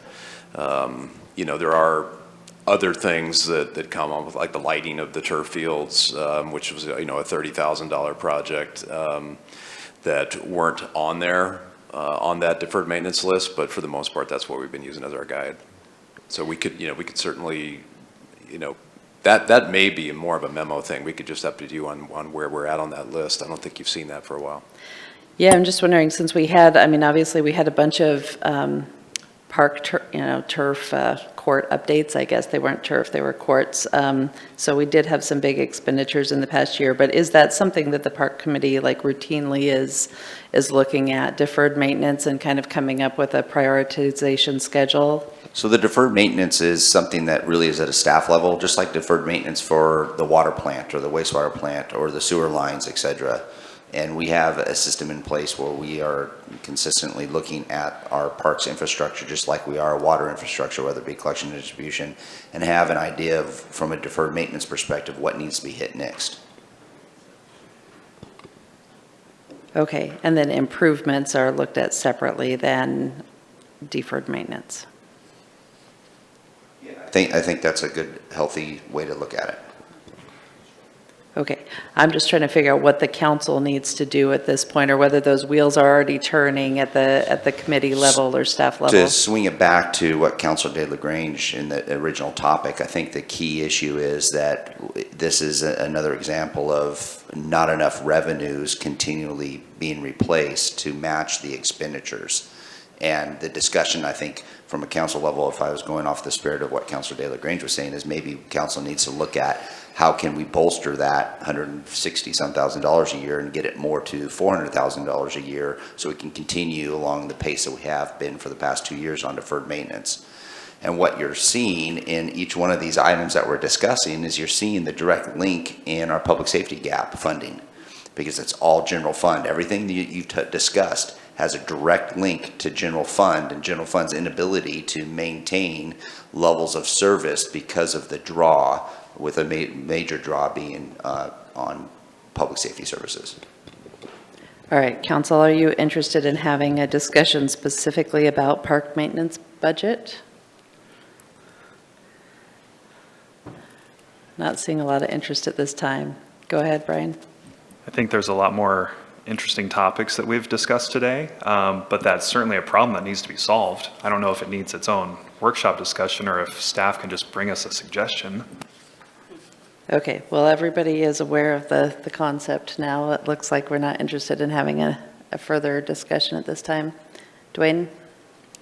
Just have a question about the properties that we talked about. Is the property where the pest control, was it for sale? One of those properties we were talking about selling?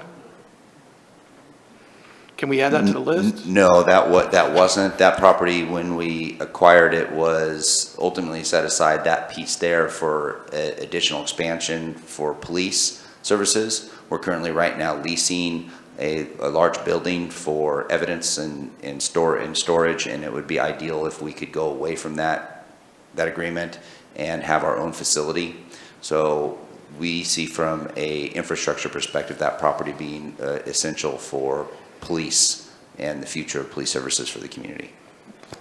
Because we do have a blank piece of property right across the street that doesn't need to be spent $150,000 or $100,000 to demolish the building.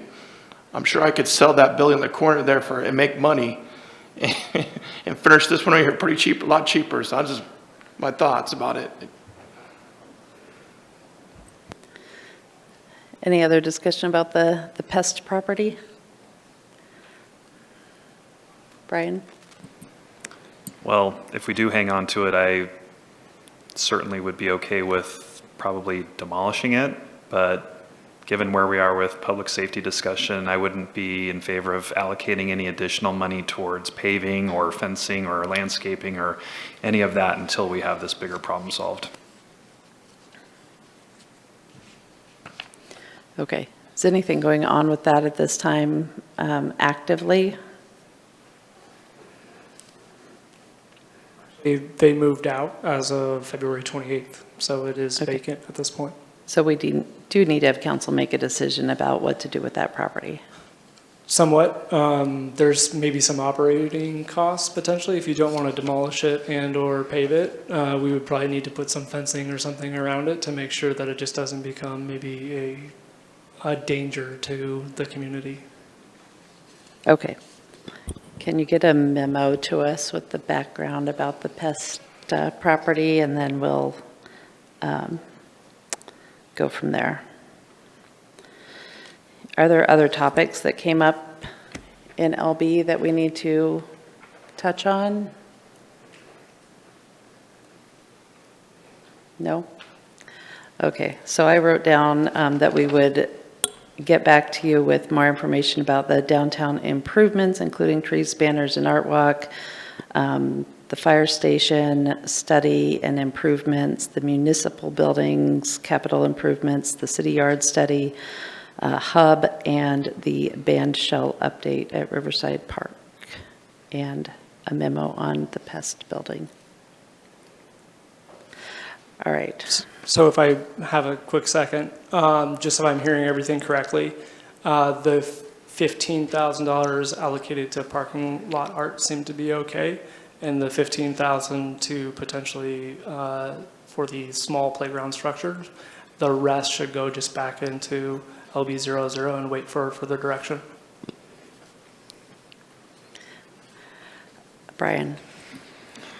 So is that $15,000 per year going into those funds?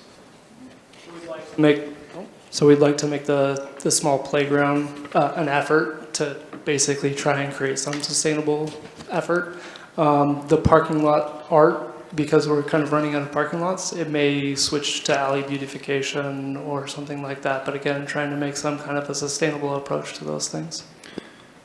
But $15,000 to those playground funds isn't anywhere near actually sustainable. It's just kind of like a nod or like a, you know, it's not, those playgrounds are six-figure playgrounds. And so, if we wanted to actually be sustainable, we're probably looking at least double or triple that amount. Probably way more than that. Okay. So, okay. All right, what's the number on the artwork? Do you have that handy? 15,000? Oh, but 6318 is the number of the fund, Vanessa's saying?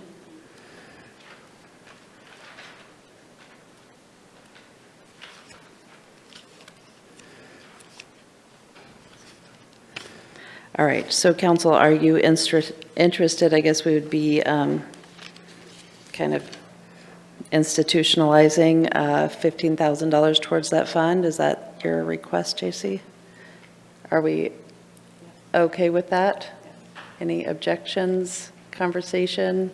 Valerie's saying she likes it. Vanessa's saying she likes it. Joel? Well, the only thing that I wonder about, we've underfunded the fire and police replacement equipment. We've underfunded the HVAC and the equipment here at City Hall. And, if we do all of them, we probably can't afford it. And 15,000 isn't that big a deal. I just, looking at the policy and the bigger issues, there are some bigger issues out there that are going to require our attention unless we just want the next generation to pay for it.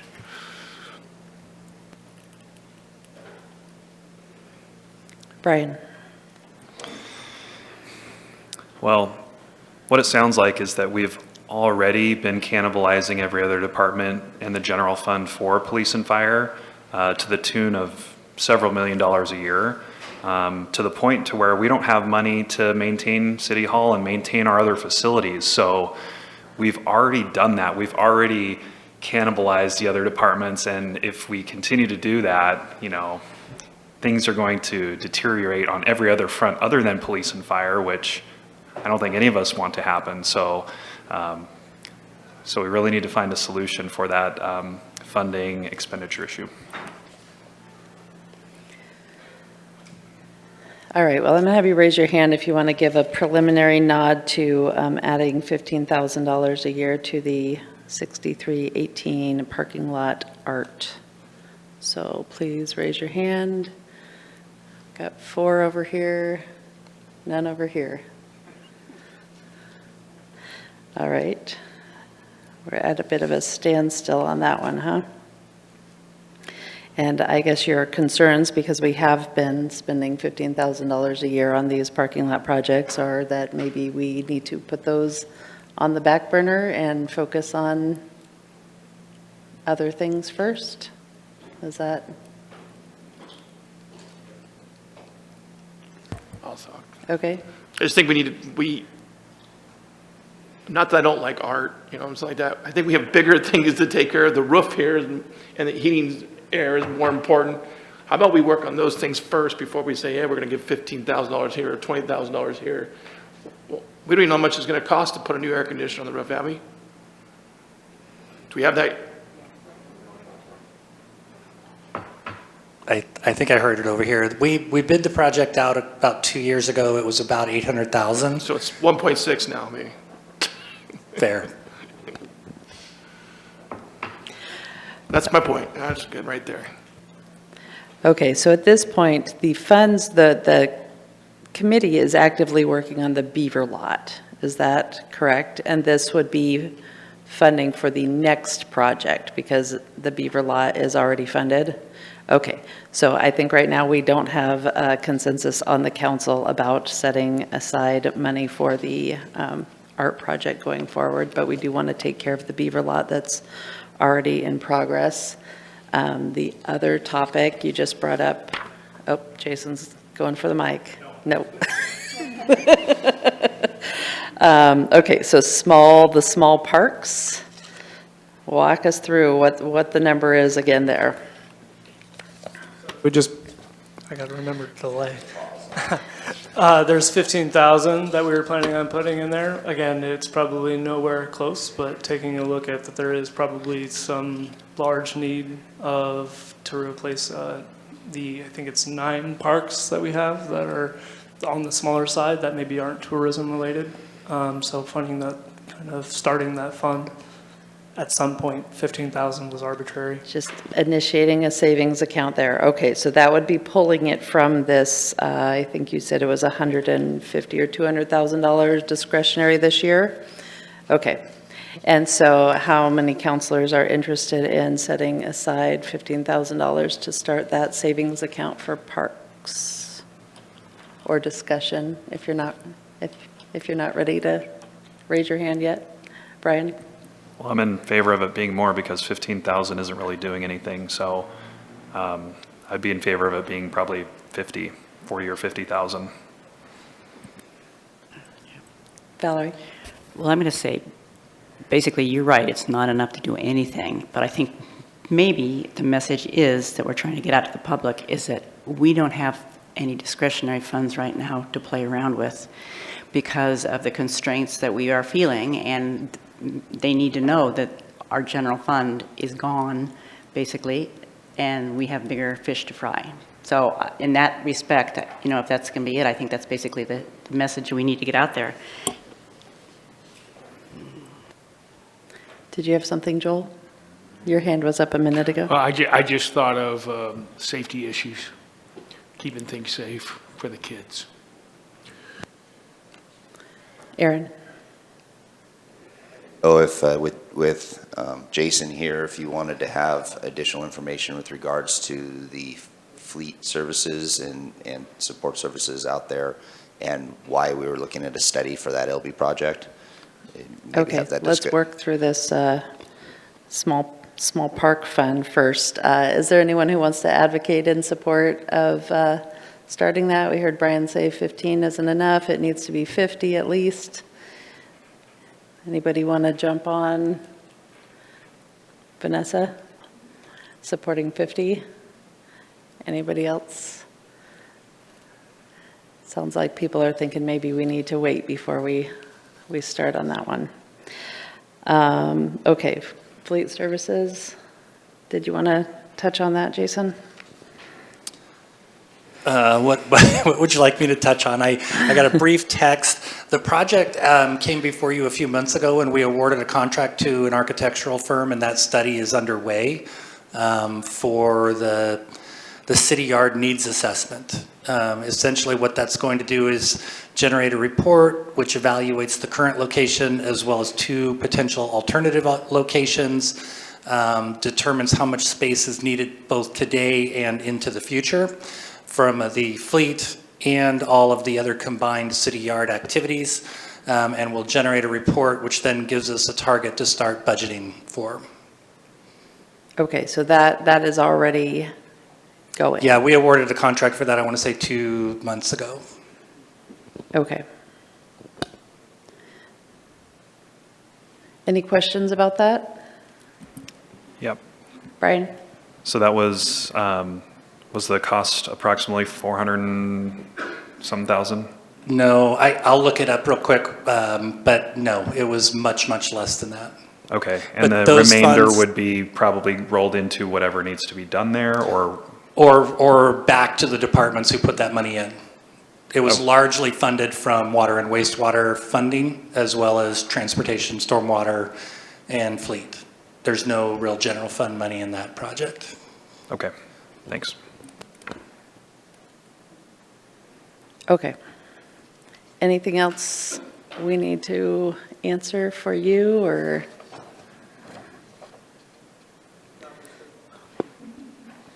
Just to summarize, it's just going to be moved all back to 0, and then we'll have those discussions as they go through. Yep, sounds like that's where we're at this year, tightening our belt. Sarah, there was one other thing. Okay. The Gilbert Creek Park one, is there interest in council potentially going to the school district to ask for a longer lease that would make it more likely for us to be able to get grants for that site? Joel says yes. Dwayne says yes. Vanessa says yes. Sounds like a yes on that. Okay. Thank you. Okay. Anything else on land and building? All right, we did make some progress, I feel like, out of all that, but it was a lot. Okay. Next up, strategic plan discussion. And so Erin is coming up for that.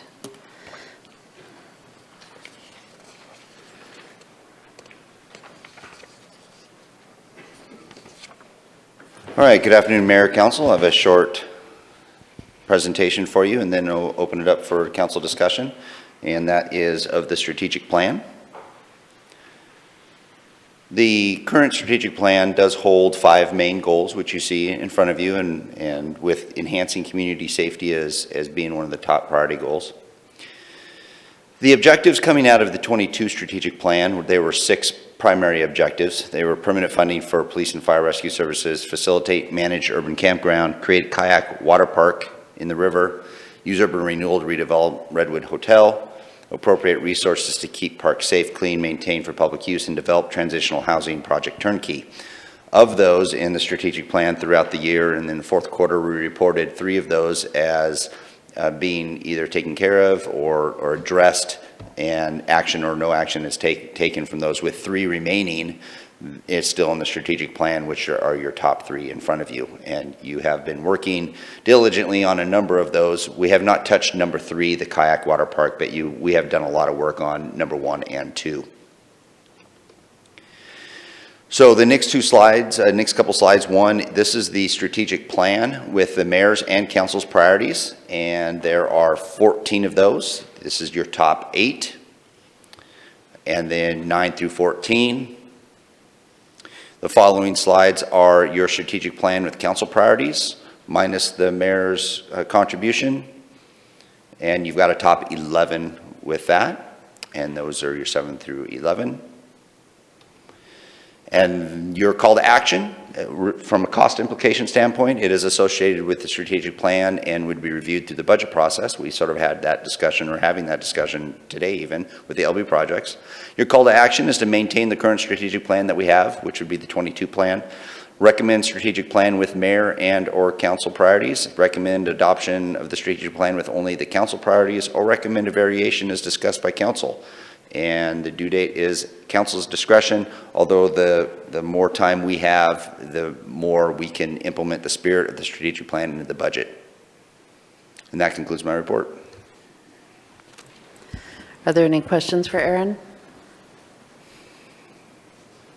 All right, I think this is mostly just a council discussion. Who wants to start? Val. Yeah, I think it's important that we kind of unilaterally come together in some way and give some direction as to what priorities we really do want to work on. Obviously, if we were to take and just use 2022, obviously we kind of know how much money we have to spend on creating a whitewater park based upon our discussions up to this point. So that basically kind of says, okay, so what do we, out of all those ones we see for us, what do we really think we can move forward with and crack and accomplish? Because as you've seen, when you take even like 2022, how many of those we weren't realistically able to do anyway. So I think that, I know when we go through strategic planning, I always appreciate, keep your mind open. Let's look at all the things that we can do, and let's make a wonderful wish list. But I think we're all at the point right now where we realize a wish list is grand, but when you don't have any money, then you really do need to prioritize what you need to work on. So the facilitate managed urban campground, I really want people to understand that we are not against working on the homeless. I think all of us recognize and realize that, you know, doing something with the problem that we have in the parks and helping people is important. So I do think in some manner that needs to be on the priorities, because I know it's a community priority. The question is, how exactly do we word it to get it to where everybody is comfortable with how it is put out there? And I see the permanent funding for police and fire on 2022. I see stabilized funding for police and fire on the other one. So I know that's one of our priorities, because that's obviously what we talked about. So I don't know, permanent funding, stabilized funding, if we want, how we want to wordsmith that. And then the second thing to me would be wordsmithing how exactly we want, what our goals are for helping the unhoused moving forward. So I'm going to throw those two out there as two that I think are important to discuss. And then a lot of the other ones just have to do with housing, which I also think is obviously a heavy priority. So I'm just going to start the direction that way and say, to me, first and foremost is police and fire rescue. I also like explore opportunity for the city to bolster mental health and drug addiction services if we want to expand that in some way. I'm okay with it. My biggest thing is, I think where I hesitated in the past on the unhoused or the homeless is I don't see in our budget where we can actually contribute money, but I want to do everything I can to try to bring money back from Salem down here and work with our nonprofits to make progress on helping the homeless.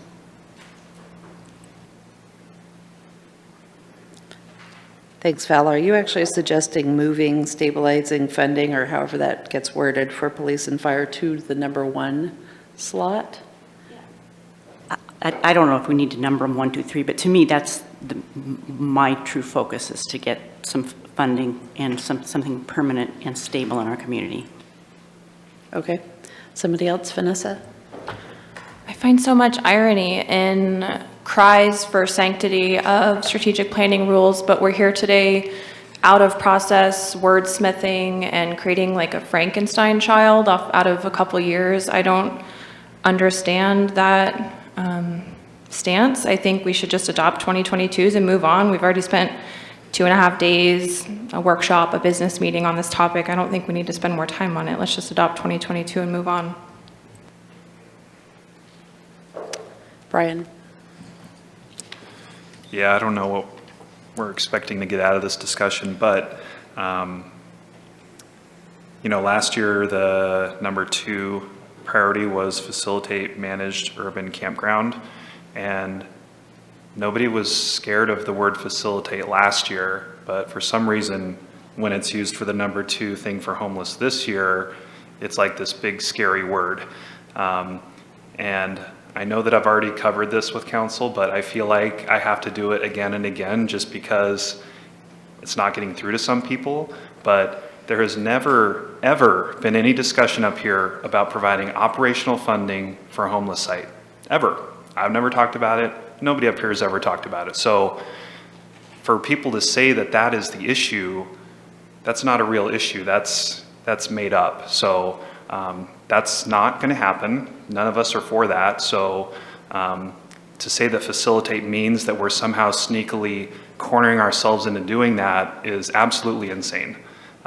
So I hope we can get over facilitate gate finally, because it doesn't actually mean more than to help make something happen. It doesn't mean that we're, you know, we don't have to give operational funding for a homeless site.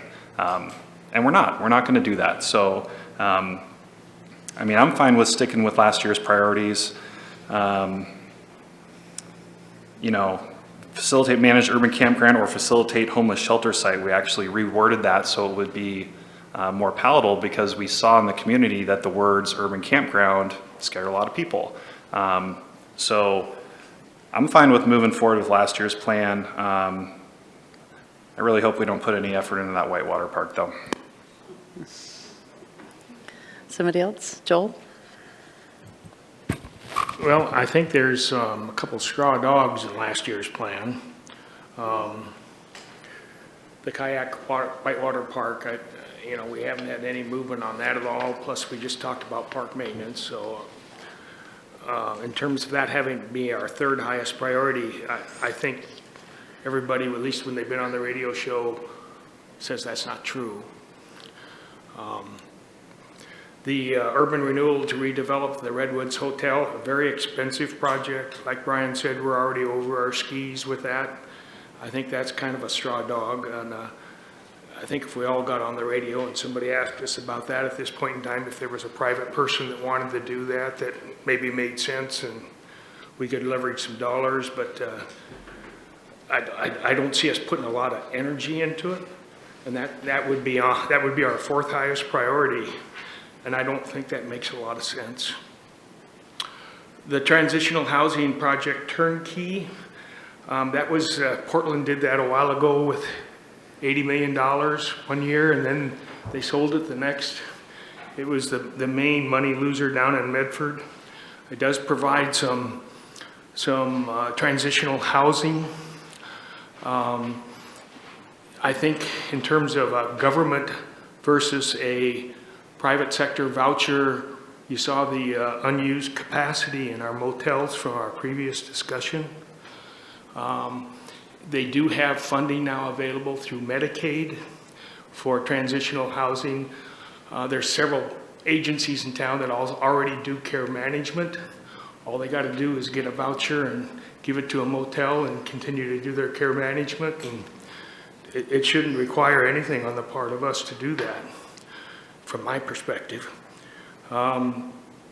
The urban campground, when I look at the, and we can use different words, that's fine. When I look at the purpose of strategic planning to be a budget tool, and whether it's capital investments or operational costs, right now our first priority is public safety. And if we get the money from the state, or if, for example, All Care has applied to buy several motels in the past, they haven't successfully completed or competed, but our other communities down here have.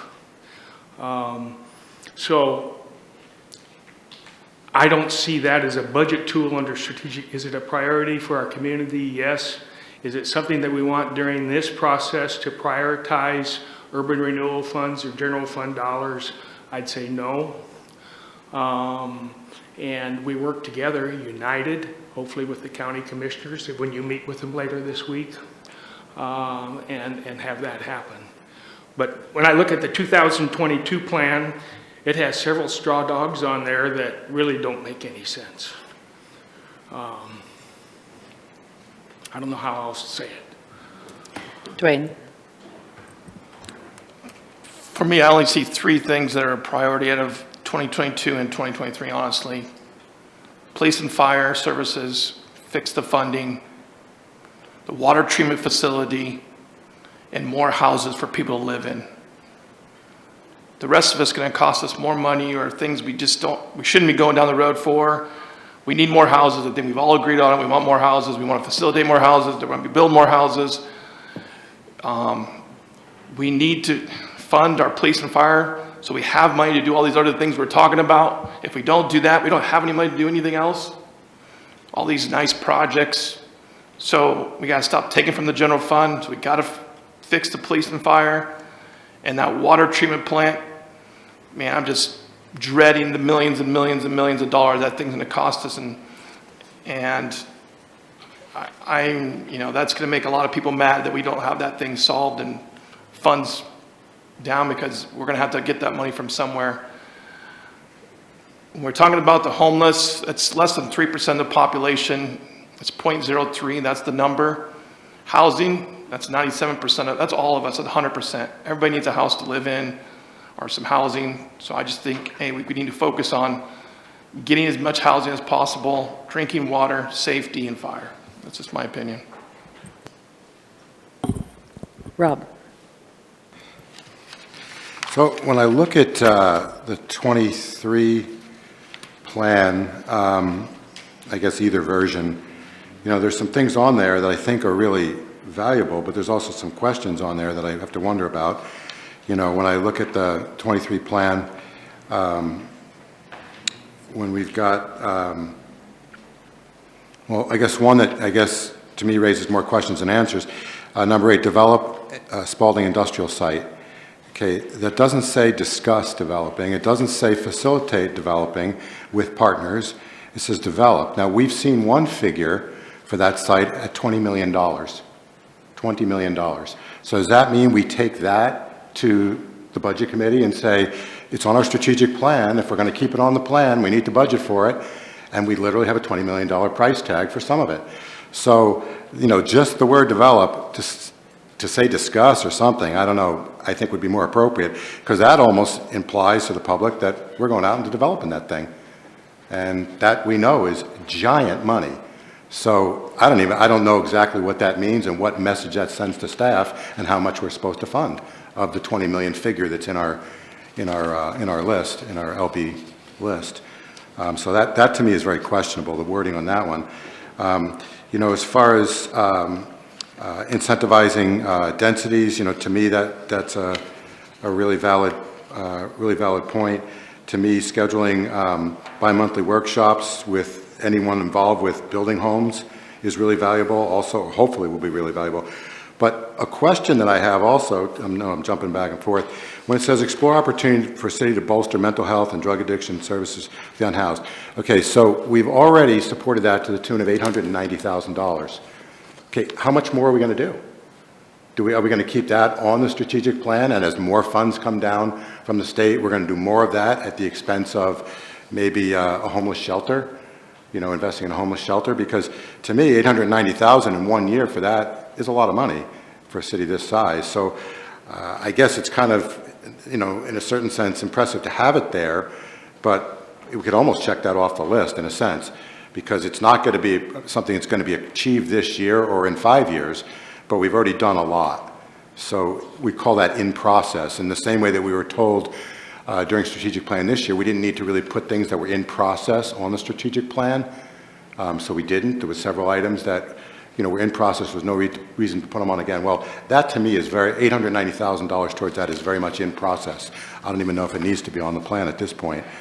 So, but again, there's things, rather than going back to 22, and I totally understand the purity of, we'll say, Vanessa's position on that, and I could agree with it too, but I also think there's things on the 23 plan, like I say, develop programs which incentivize densities, the bi-monthly workshops, of course, stabilizing funding. Stabilizing funding, I guess, is probably a better way, much better verbiage than saying permanent funding, because we know that permanent is not really permanent as costs continue to increase. But it clearly puts it needs to be on our plan, because even though it's in process, we are far from finished with it. You know, it's, to me, I feel that we need to have something on there that says something about a homeless shelter, and I don't know, and you know, I don't know if anyone in this room knows, I don't know if anyone in the state knows, maybe it seems as though staff, or maybe Valerie, or maybe Sarah have some idea. If we have something like that on our strategic plan, are we more likely to be able to get funding from the state for that kind of thing? Or is the state likely to look at us and say, you guys haven't even prioritized that, why would we give you any money towards it? And I don't know the answer to that. And again, people who deal more at state levels than I do might know the answer, but it might behoove us, if we want to get, you know, some funding, to have something on there about a homeless shelter. And without it, I don't know how, you know, how serious our request for the state might be, or maybe that will bolster our request to the state for that. But I'll defer to more experienced people than I for that. But I would like to see something on there about a homeless shelter, because I think that there's a better chance of us actually getting money from the state, and again, I don't know, someone could correct me on that, but it just seems to be common sense. And as far as the Spalding site, I'd like to have some idea what direction that actually means to staff. How much are we budgeting for that? Because, you know, I don't know. I don't know the answer to that. Thanks. Valerie. Yeah, I'll respond in a positive way. I wouldn't mind seeing something on there about a homeless shelter site myself, but I think what I'd like to have it work is to work with the state and local nonprofits to get a homeless shelter site. I just feel better. I know that the money isn't going to come from us. It's probably going to come from the state. You know, in terms of the wordage of explore opportunity for the city to bolster mental health and drug addiction, one of the things I've learned just in the last week or so is that, you know, part of the reason that the county has to come along with this is because they're in charge of mental health and drug addiction. They are the ones who are in charge of the money. So they will not give money to the city for that purpose. It will have to come through the county because that's the organization that deals with mental health. So I was not aware of that until this last week or two, is that that's why they want the county involved, because it's the county that does that in every county. It's those are the people that deal with behavioral health issues. And so that's why we will need to, in some ways, work with the county on that. And I think that's important that we do that. And then in terms of homeless shelter site, I'm totally open myself to working with the state and local nonprofits to get a homeless shelter site up and operating, because I would really like to see that. So I think, once again, no different than we had explored the opportunity for city to bolster, which once again now I'd say with the county, I would also like to see work with state and local nonprofits. And then I agree that we really need to hone in on housing, and some of these are actually actions that could go under, you know, the prioritizing housing, because you've got the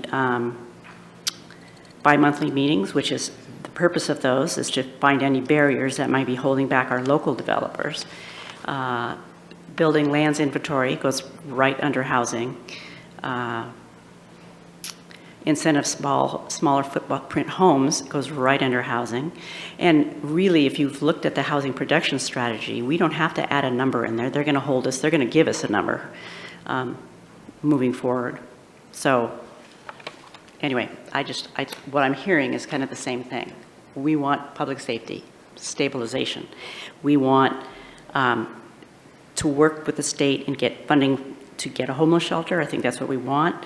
I think we want to complete our permanent plaza downtown, because I can think I've been on here since 2015 and been talking about it since 2015. So it'd be really nice to finish something off and explore housing opportunities. DJ. Yeah, there's so many important priorities on the 2023 plan that will be ignored if we sacrifice that plan based on number 2, which is what it's looking like. I think that it would be second rate to go back to 2022 strategic plan, because it's ignoring everything we've learned in 2022 to produce our strategic plan for 2023, which obviously top 3, as Councilor Yunker mentioned, public safety, fresh water, and housing. I think it's important to keep an objective view on what's going on here. Council's move to approve the strategic plan was entirely in their authority to do so. The mayor's choice to veto that strategic plan was also entirely in her authority to do so. So we are operating as the rules are laid out in front of us. And I think to belay this process and quit because of those 2 things that have happened is Bush League. I think that we need to move forward, find out a way that we can honor our new strategic plan process that is still within the guidelines of all of our authorities, and show that the system works, because this is the system working currently. So I would encourage, let's not give up. Let's find out what it's going to take to adopt a strategic plan that works for everybody. And I'll say it again, public safety, freshwater, housing, those are the obvious top three that need to be on there. Brian? So I would like to move forward with our new plan. You know, I agree. I think going back to the old plan is not the best solution. And I think the real sticking point in the new plan is the homeless. You know, because the other two things that come off, the safe parking program, you know, and the housing, I haven't really heard a ton of issues with that with anybody as of yet. However, the Facilitate Homeless Shelter sites seem to get a lot of people really scared and really excited. So if there's a way that maybe we could just take that particular line, wordsmith it in a way that everyone's comfortable. I feel like that wording was super comfortable. But I think if we can reword that so, you know, Valerie said something about, you know, working with the state and local nonprofits, which has always been the plan. That's what we have always talked about. I don't know why it needs to be spelled out in the strategic plan, because that has always been the plan. I guess if we want more words, we can do it that way. But that really seems like the sticking point to me at this point. So if we can smooth that one over, we might be able to forge a path forward. Rick? I'm one of the people that really focused on the word facilitate, and I guess I would just like to offer up maybe consideration of changing facilitate to coordinate homeless shelter sites. I think that would support Valerie's perspective of coordinating with the state and other nonprofit agencies, and I think it would be gives an opportunity for us to reconsider it. Thank you. Dwayne? I'll throw my olive branch out a little bit here. I would be okay with continue to work with state, local, nonprofits, whatever it is, on issues with homelessness. I think those words would be fine with me. Because we're not just pinned it down to one thing. We're continuing to work on whatever the issue is. I mean, up here, I don't know if there's any expert up here. I think I'm the only one that's been a social worker so for a couple of years, but I would be okay to, I'm not going to say we don't need to work on those. We need to work on things, and those can be a very variety of things. If some nonprofit steps up and says they want a shelter, more power to you. So once, you know, they got a piece of property they want to use, that's their property. They can use whatever. But I don't want to pin it down to one single action. I think we just make it kind of broad. And if things come available, I think we'll sit here and discuss them. You know, that's just where I'm at. That's my olive branch. Did you say issues related to homelessness was? Yeah, issues or continue, whatever. Okay. Issues or, I mean, there's always going to be issues with homelessness. I mean, I don't think whatever we do is going to be solved with just one thing. I've already done a lot of visiting to different places, and I can tell you right now, not one of them is solving the issue. There's a lot of little things that are helping here and there, but not one thing is solving the issue. It takes a lot of little things, you know. Okay, I think I have an idea here, but go ahead, Rob. Yeah, I appreciate the spirit of where we may be going with this. I would, rather than the words homeless issues, I would like to see the word shelter in there, but I'm also fine with something like Valerie was saying, working with the state and local nonprofits, or working with the state, county, and local nonprofit entities to try to create a shelter or something like that. The reason I'm concerned with that is if a big chunk of money came down, there's so many other types of projects or ways to, I guess, address the homeless. But I think, personally, I think that a big percentage of the public want to see the word shelter in there, and I'm totally okay with clarifying that, saying we're working with the state, we're coordinating with the state on that issue. So I think that to me, that would tie it up with what Rick was saying, what Valerie was saying, coordinate with the state on, and local nonprofits for, the creation of a homeless shelter if the opportunity comes up, or something along those lines. Joel? Yeah, I think the discussion's taken a positive thing. I just wanted to add my little bit, and then whether it gets incorporated or not, it's going to be my focus. I think it's important how we frame issues and how we ask questions, because they lead us along certain paths and they eliminate other paths. So, for example, if you look at what is the cause of poverty, and how do you prevent poverty, then you go along one path. If you go along another path, how do you create wealth for everyone? You go along perhaps a different path. And so when we look at the question here with housing, to provide suitable housing for everyone, rather than to try to correct the causes of homelessness. The focus is a little different. And I like that. I like that. Now, are there some things that would fit under both? Yes. But the goals is not to focus on that condition. The focus is to focus on the housing end of things. And then everything that we do is towards that gain so that everybody has suitable housing.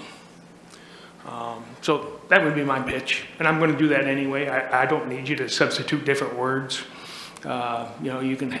I'm okay with the collective approach, and that's fine. But I think it is important what question we ask and how we frame the issue. All right. I guess my suggestion here, first of all, I think we have kind of a fundamental disagreement or maybe just issue we need to address over the role of strategic planning and how it relates to the budget, because I think that's been unclear. Some people talk about it as being a, key budgeting tool, and yet not everything on there is something that costs money or will cost money at this particular point. I mean, I think even in terms of the Whitewater Park, to use something that I think is probably off the table, but that might take a fair amount of discussion before it ever gets to the point of spending any money, and things like scheduling bi-monthly workshops with the Home Builders Association.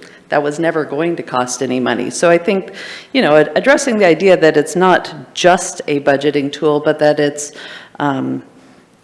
is the way you show the community and each other what your values are and what your priorities are for the year, I think would maybe help as we go into strategic planning next year in particular. But this year, I think that if we were to take the original list of 14 and move 8, stabilize funding for public safety to the number 1 spot, and then take the item that said facilitate homeless shelter site and reword it to say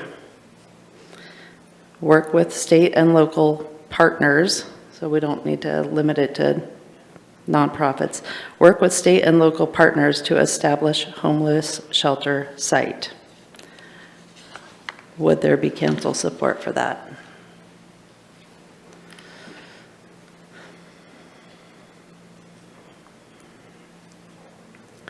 Vanessa and Rick and Val are saying yes. Rob saying yes. Yeah, I can get behind that.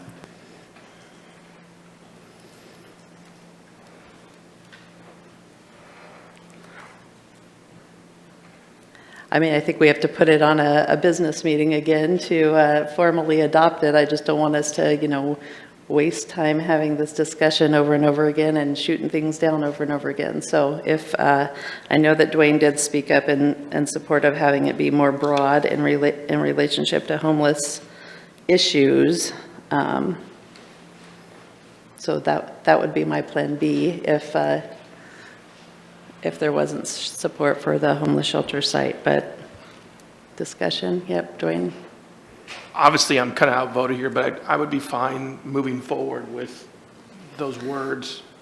I mean, doesn't mean I support the words, but I think we're closer together, agreeing upon some major things. I think today we had a revelation that we need to rein back some spending, and all of our dreams are not really dreams, they're a little unrealistic, and so I feel comfortable that a lot of us have agreed a lot on things, and I think we need to move forward with something here that seems like the majority of people agree upon. Maybe I just don't agree with the shelter part, but that's fine. I'm okay with that. Thanks. Joel, you looked like you had some hesitation. Well, again, I think the question's in the wording. I would say provide adequate housing and including perhaps a shelter site. But I think we need to frame the question in terms of our objectives. And the objectives is adequate housing for everyone. It's for the 20-year-old that's struggling, and spending 50% of their income on an apartment. It's for the person that's addicted to heroin and they need to go through transitional housing and treatment. It's for, there's so many different conditions out there. I would just word it differently than what you did, and I would support it. And it's not a big deal either way, but I do think words are important. I think that providing adequate housing is an amazing goal, personally. I think it's really awesome. I also think one homeless shelter is probably a much more reasonable goal to work on rather than providing, even shelters for all the homeless, I think is a big lift. So don't ever underestimate a united community. Valerie. And just to add to that, if you look at there are a lot of things on there dealing with housing that part of our goal is to increase density, because we know, number one, that could bring down the costs immensely for the lower income, and also build smaller units for the same reason, to make them more affordable for different levels. So I think the housing is hit in several other issues. And so if we just wanted to basically make a few little adjustments, I just say we make those adjustments that we did and move forward. Okay, any more discussion on that? DJ? Sure, I think that's a fine compromise. It's important that any individual counselor has passion towards any certain item. That's really important. But as I mentioned before, let's prove that the system can work.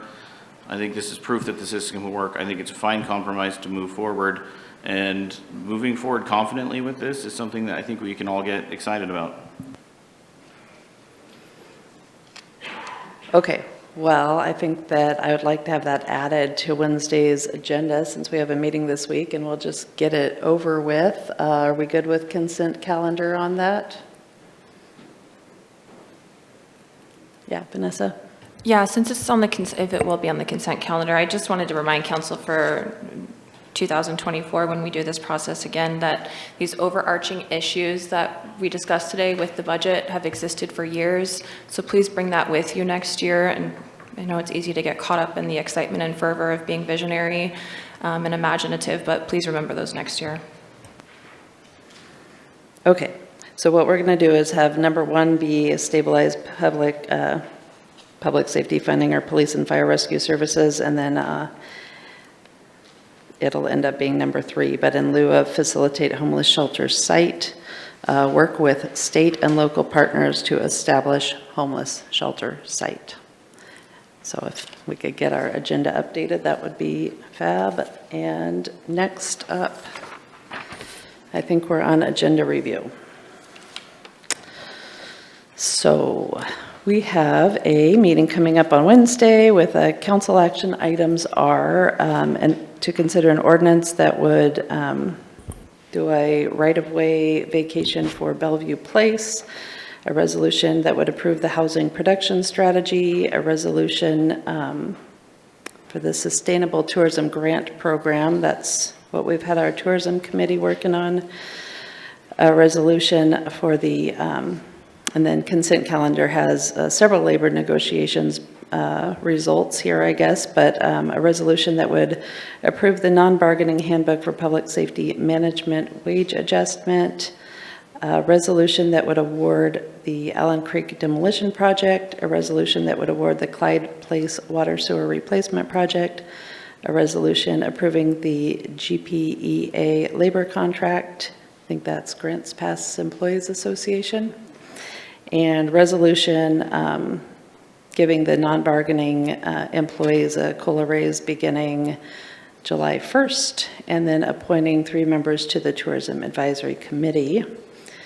And next Monday's workshop, we're going to have some representatives from All Care here regarding housing and homelessness issues. We're going to have our Home Builders Association, Housing Advisory Committee, and Tree Advisory Committee members are all invited to attend and have a discussion about the Commercial Parking Lot Structural Soils Code Amendment. And that gets us through the month of March. Any questions, comments? Rob? Yeah, Wednesday's meeting on the consent calendar item, resolution for a non-bargaining COLA. I'd like that removed from the consent calendar, please. Okay. And I don't think I'm looking for more information. I guess a brief presentation would be fine. We don't need to go into great detail, but a brief presentation would be fine if someone wanted to do that. I guess, are we starring that? The difference is public input. Are you asking for it to be starred with a brief presentation?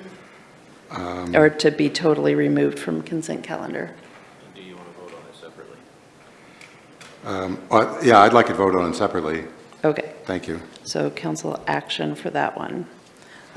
Somebody else, Joel, somebody else had their hand up.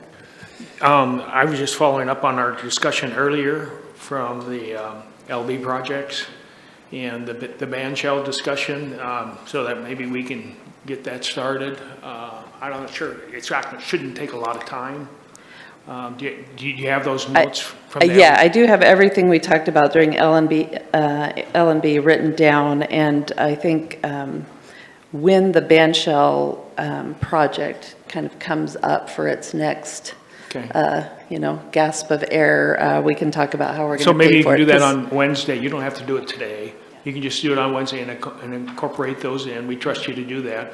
The other thing is the additions to several already scheduled council items that came from LB projects.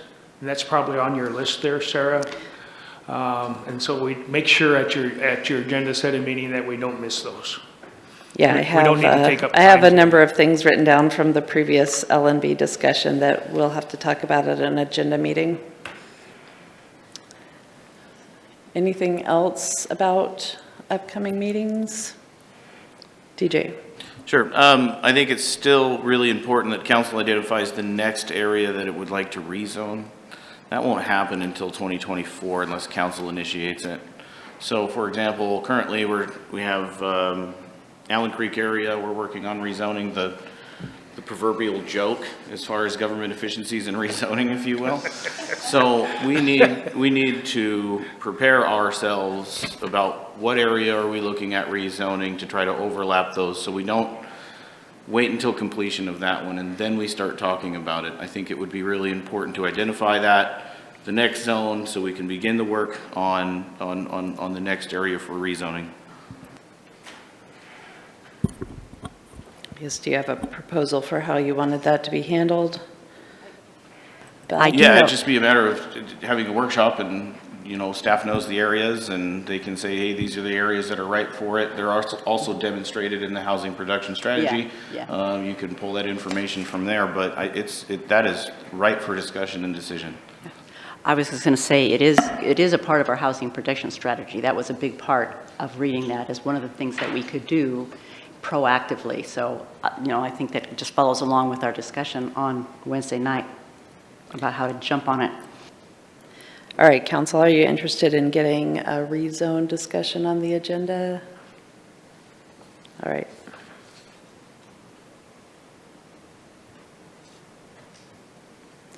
Anything else? Okay, well, we are going to be taking a tour of the on-track building across the street. If you are interested in joining us for that. Good meeting today. I will entertain a motion to adjourn. Valerie? I make a motion to adjourn. Seconded by Vanessa. Double V's. All in favor of adjourning today? Aye. Any opposed? All right, see you Wednesday.